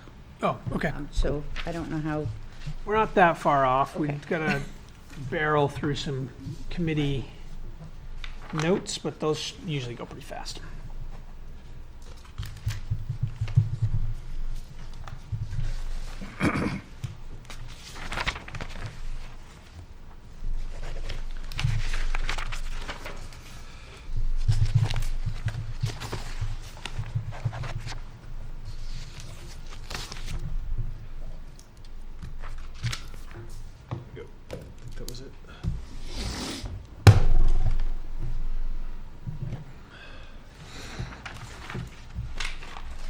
Jason, what I'll do is I'll take a stab at it and email it to you, That'd be fantastic. and then I'll try to get that tomorrow.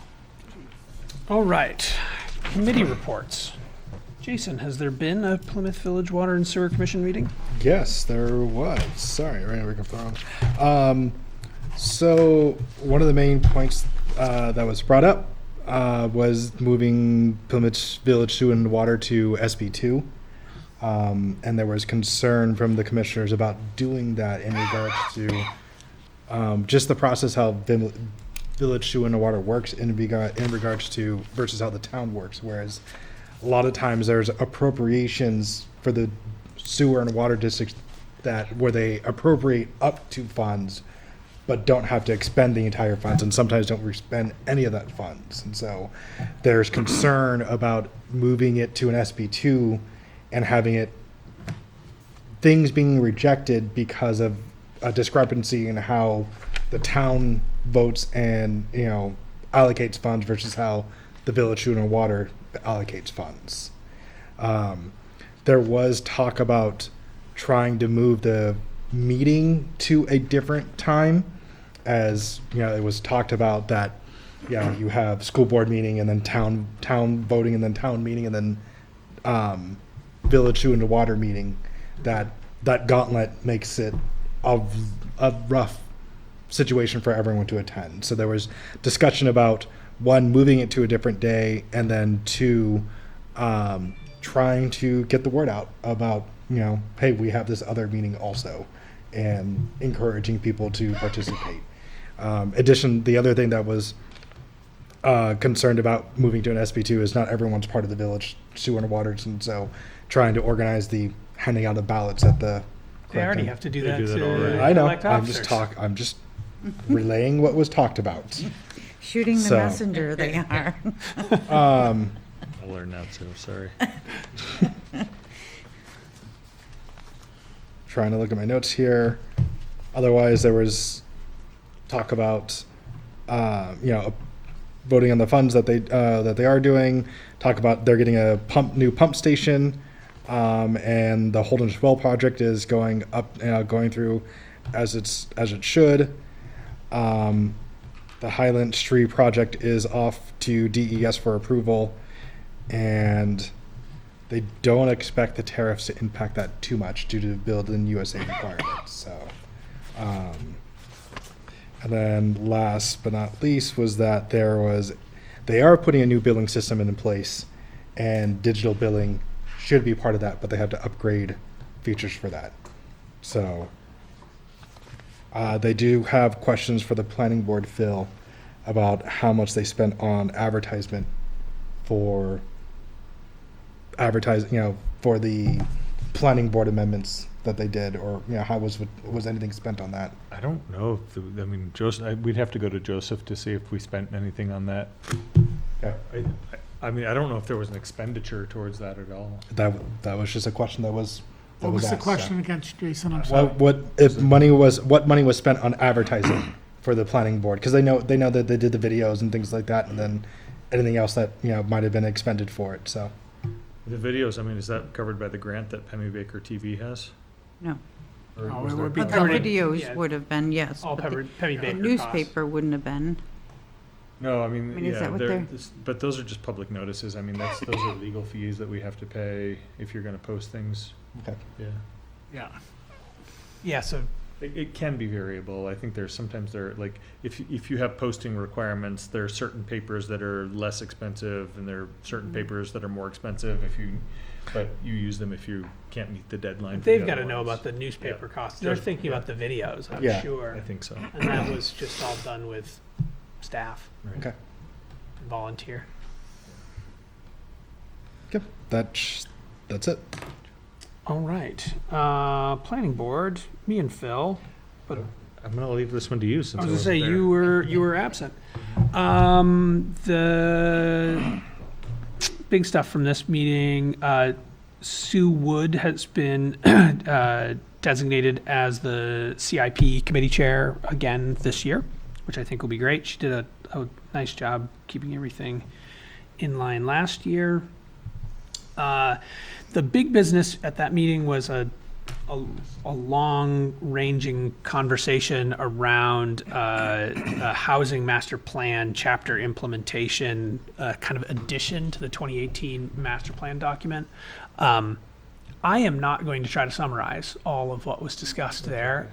Everybody brought lots of good ideas and discussion. It was, I don't know, that one agenda item was maybe 90 minutes of conversation. It was good. Probably the best conversation I've ever listened to on planning board in my years of sitting on it or watching it. It was really a good conversation.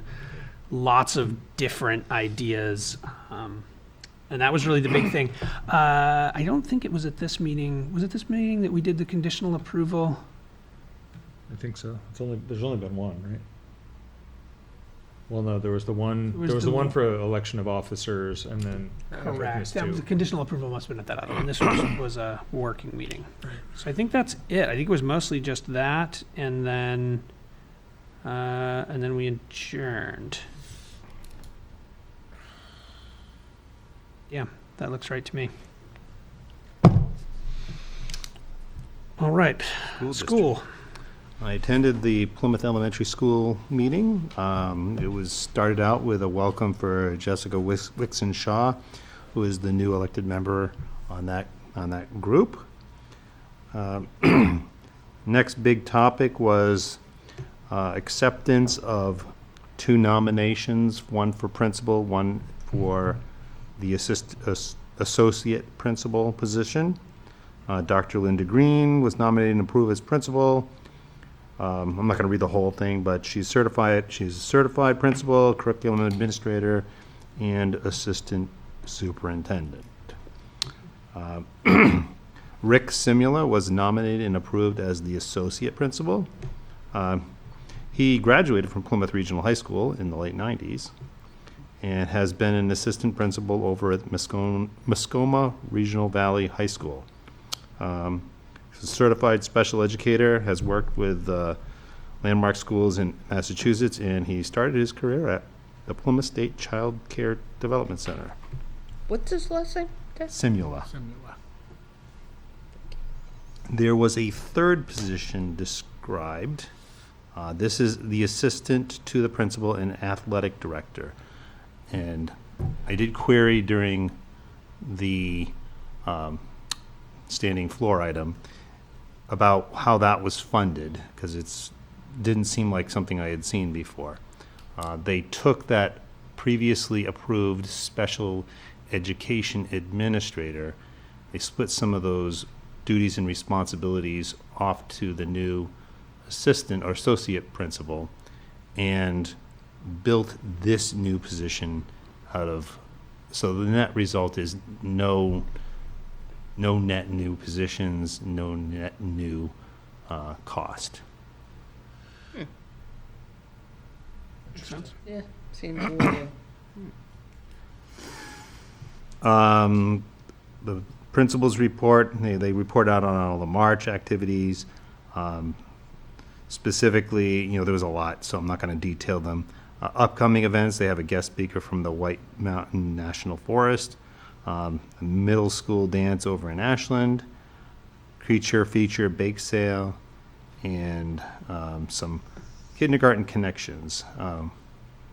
They also talked about professional development, literacy,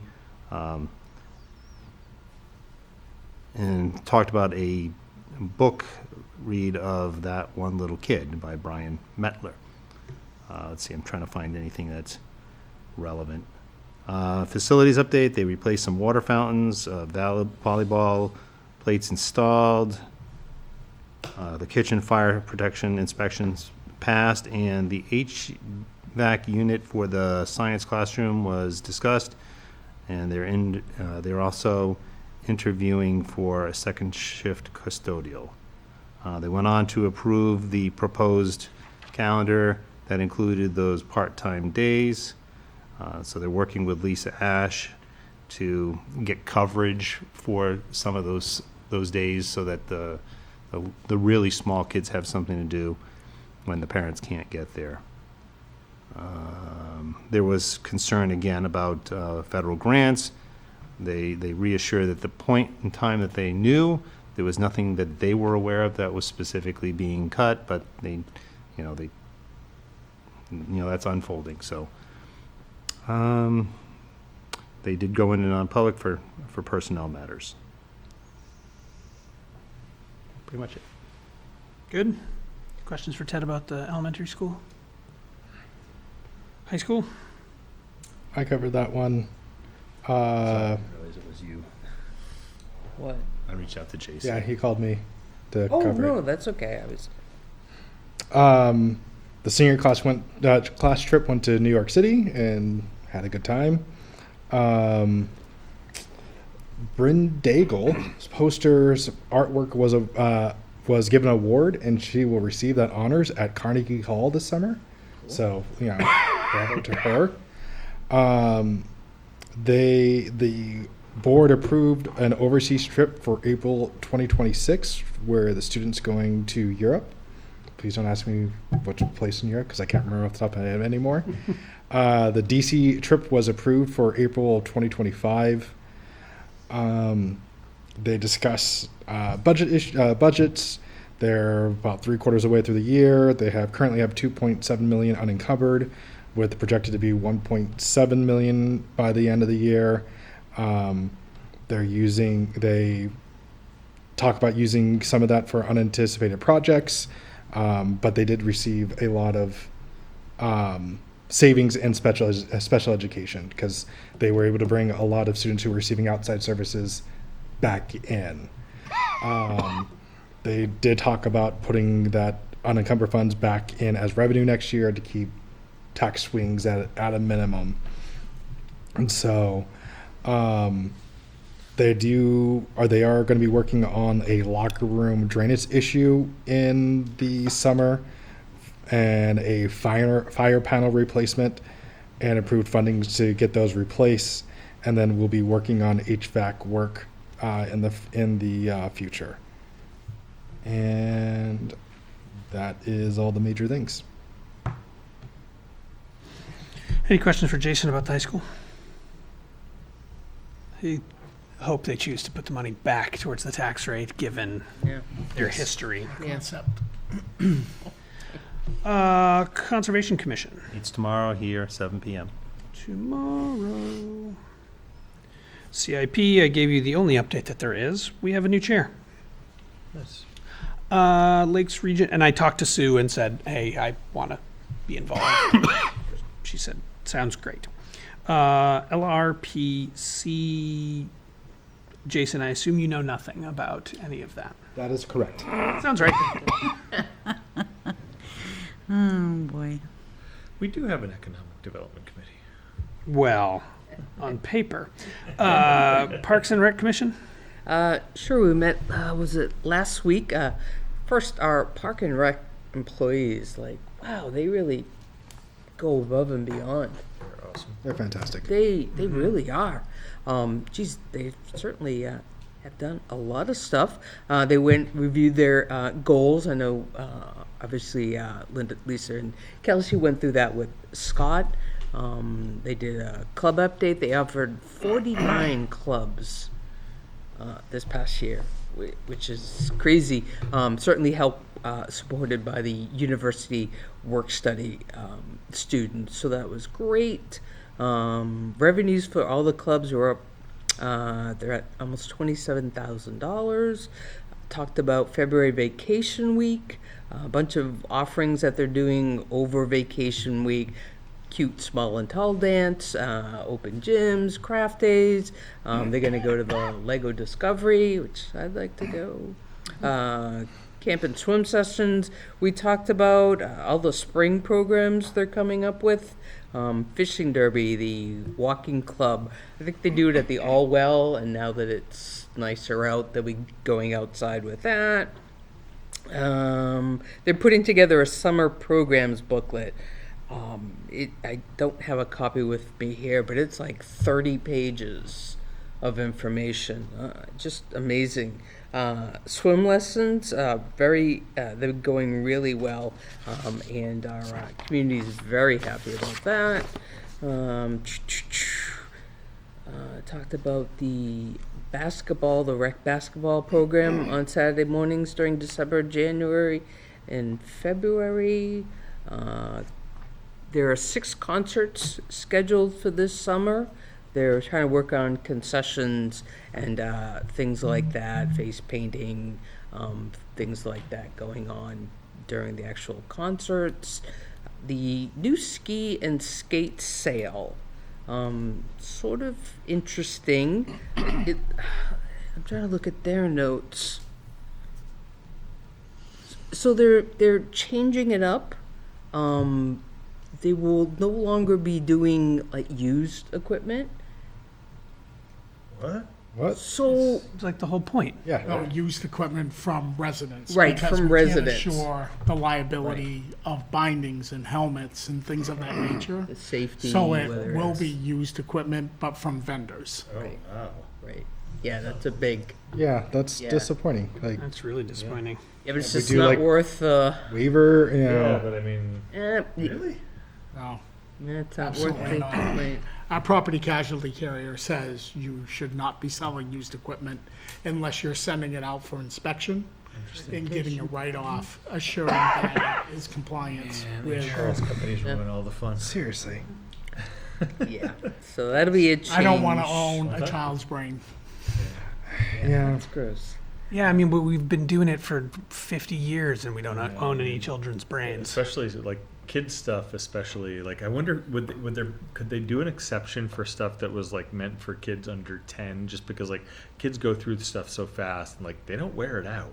It's tough because I know with a other motorcycle helmet, Right. one crash, It's the financial, Sure. it's and you would never know. You would the never financial know. accounting that goes on with this is very scary, and how much cash they take home, how Oh, yeah. much cash they Right. process. Sure. So with the vendors, it's all credit card. Yeah. And we remove ourselves from the financial liability of putting on an event that brings in $12,000 to $20,000. Yeah.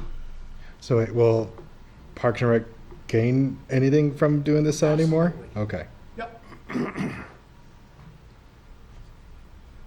Without doing the work.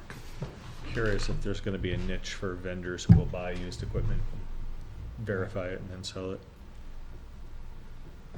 That's half the point of Yeah. the townwide yard sales. Like nothing, but the Right. ski and skate. I can. There's always Facebook Marketplace.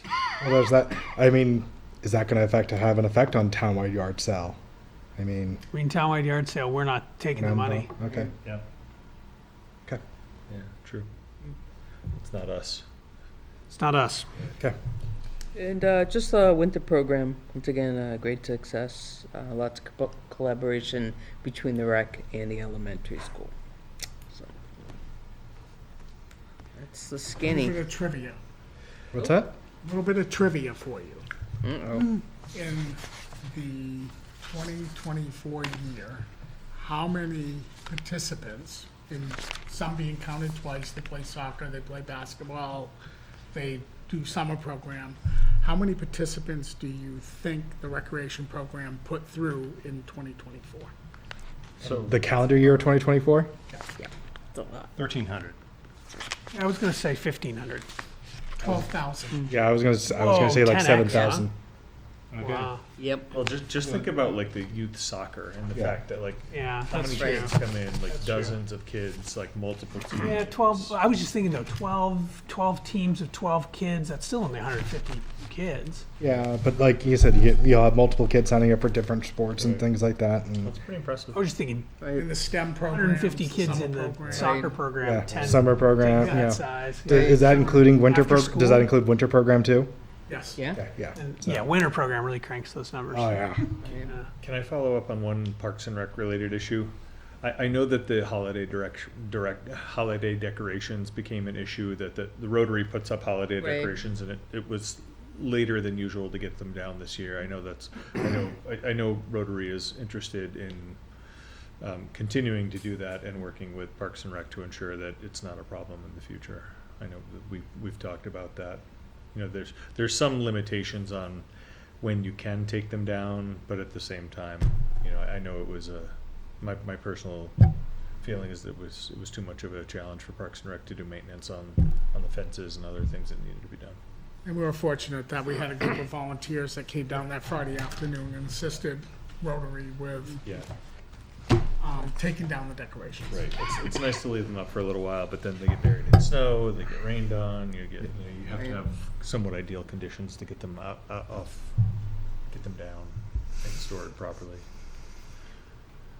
Energy Commission, Phil? Yeah.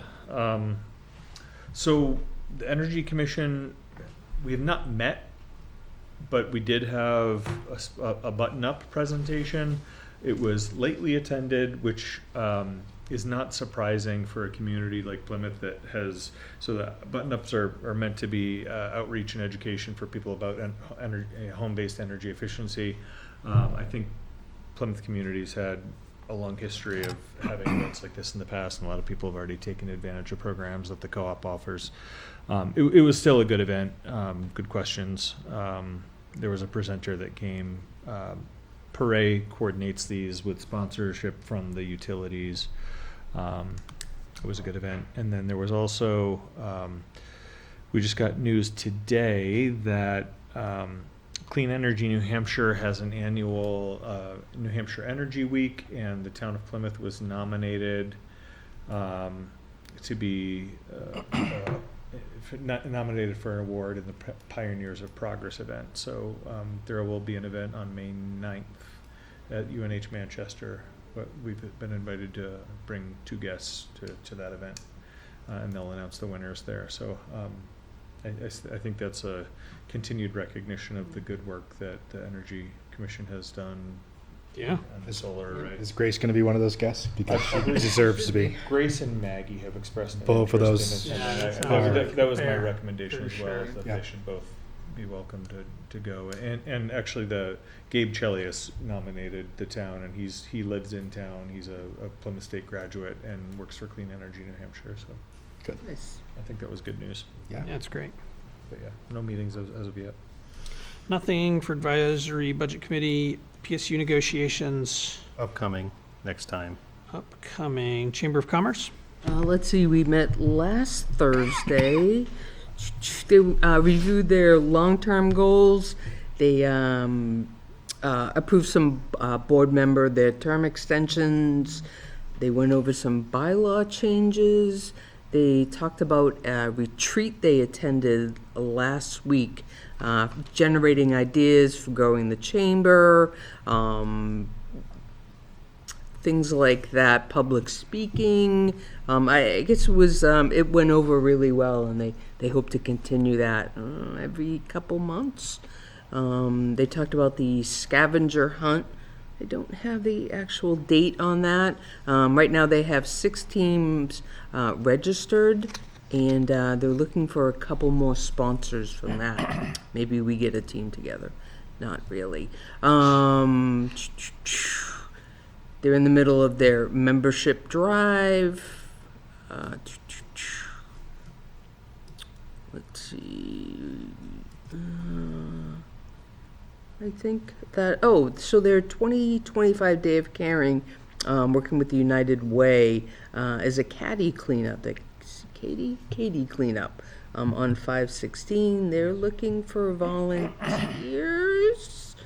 Just throwing that out there. And that's it. Any questions for Mary Ann?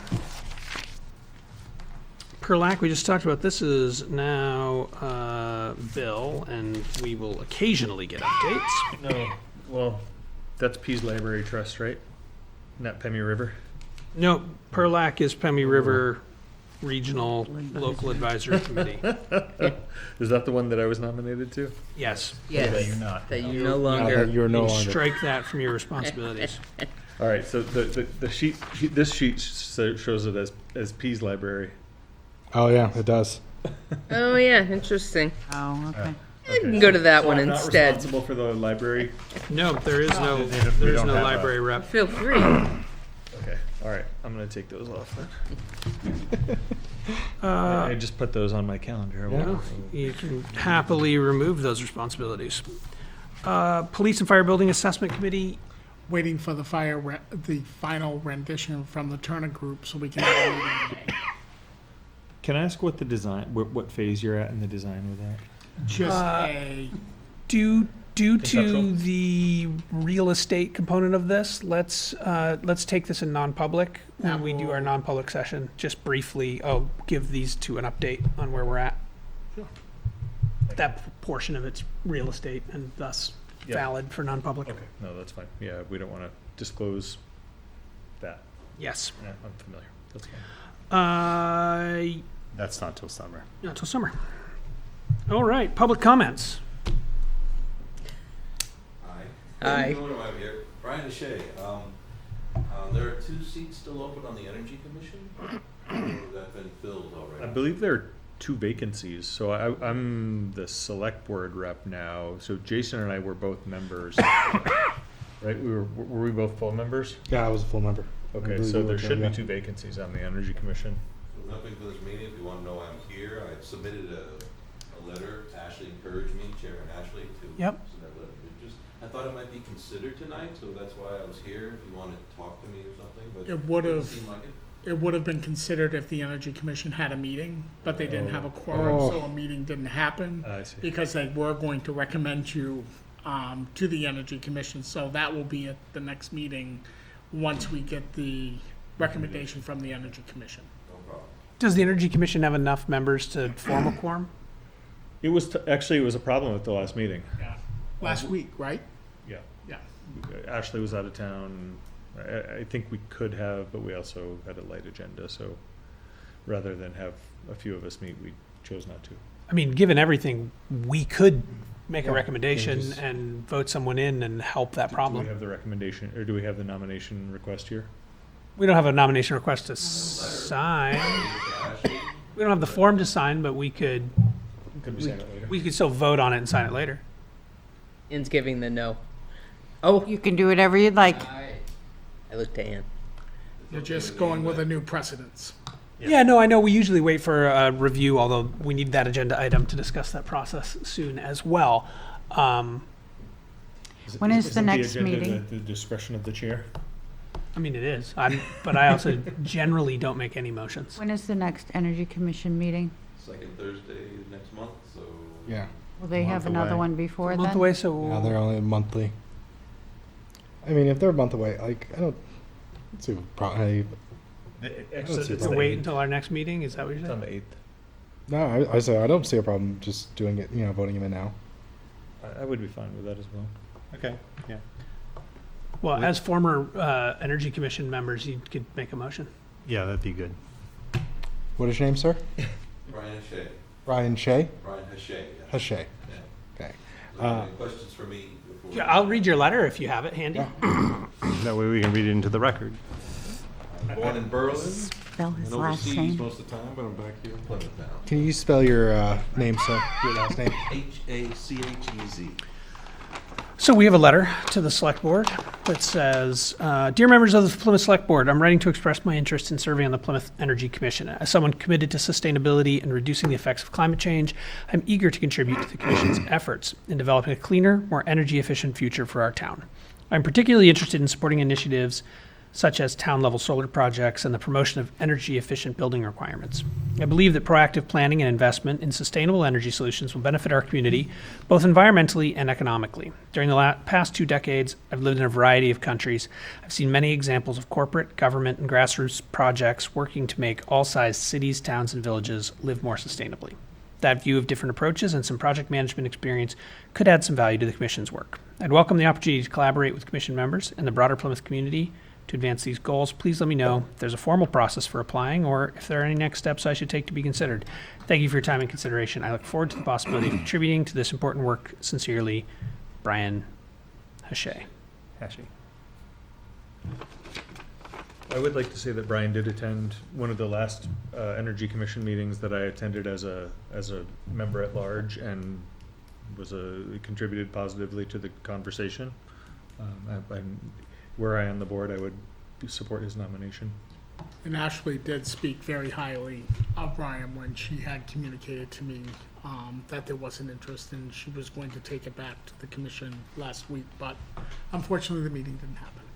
I assume there's not a long line of 5 or 6 people beating down the door and competing for the 2 open seats. I don't believe there is. I think Grace requested to be seated as an alternate. I don't think she wanted a full member. No, position. she didn't. Correct. I heard, she told me that as well. Okay. I'll make a motion to seat Brian Hachey as a full member of the Plymouth Energy Commission. I'll second. Any discussion? All those in favor? Aye. Any opposed? We'll have to get our form, we have a formal form we all sign and all of that piece, but. Is he required to be sworn in with the clerk? Yes. So you'll have to get sworn in with the clerk once we have the sign formed, but she'll let you know when you. We get can that- make sure that all happens before Before the the meeting, next, Energy Commission Oh. failure end. Ew. Yeah, that was it. Yeah, we've got 3 or 4 weeks. And we meet here once more before then, too. Thank you you. for coming, Brian. and- Yeah, thanks, Brian. Yes, thank you. Any other public comments? No stands on. Seeing none. All right. I will make a motion that we enter non-public in accordance to RSA 91-A:3, comma, 2, C, reputation. Andy, Oh, Andy. Okay, yeah, because you added that. because I added that. Mary Ann. Aye. A second, I'm sorry, I missed that. Oh, I don't think I I'll got second one. that. There's a second. Mary Ann. Aye. Ted. Aye. Zach. Aye. Phil. I Jason.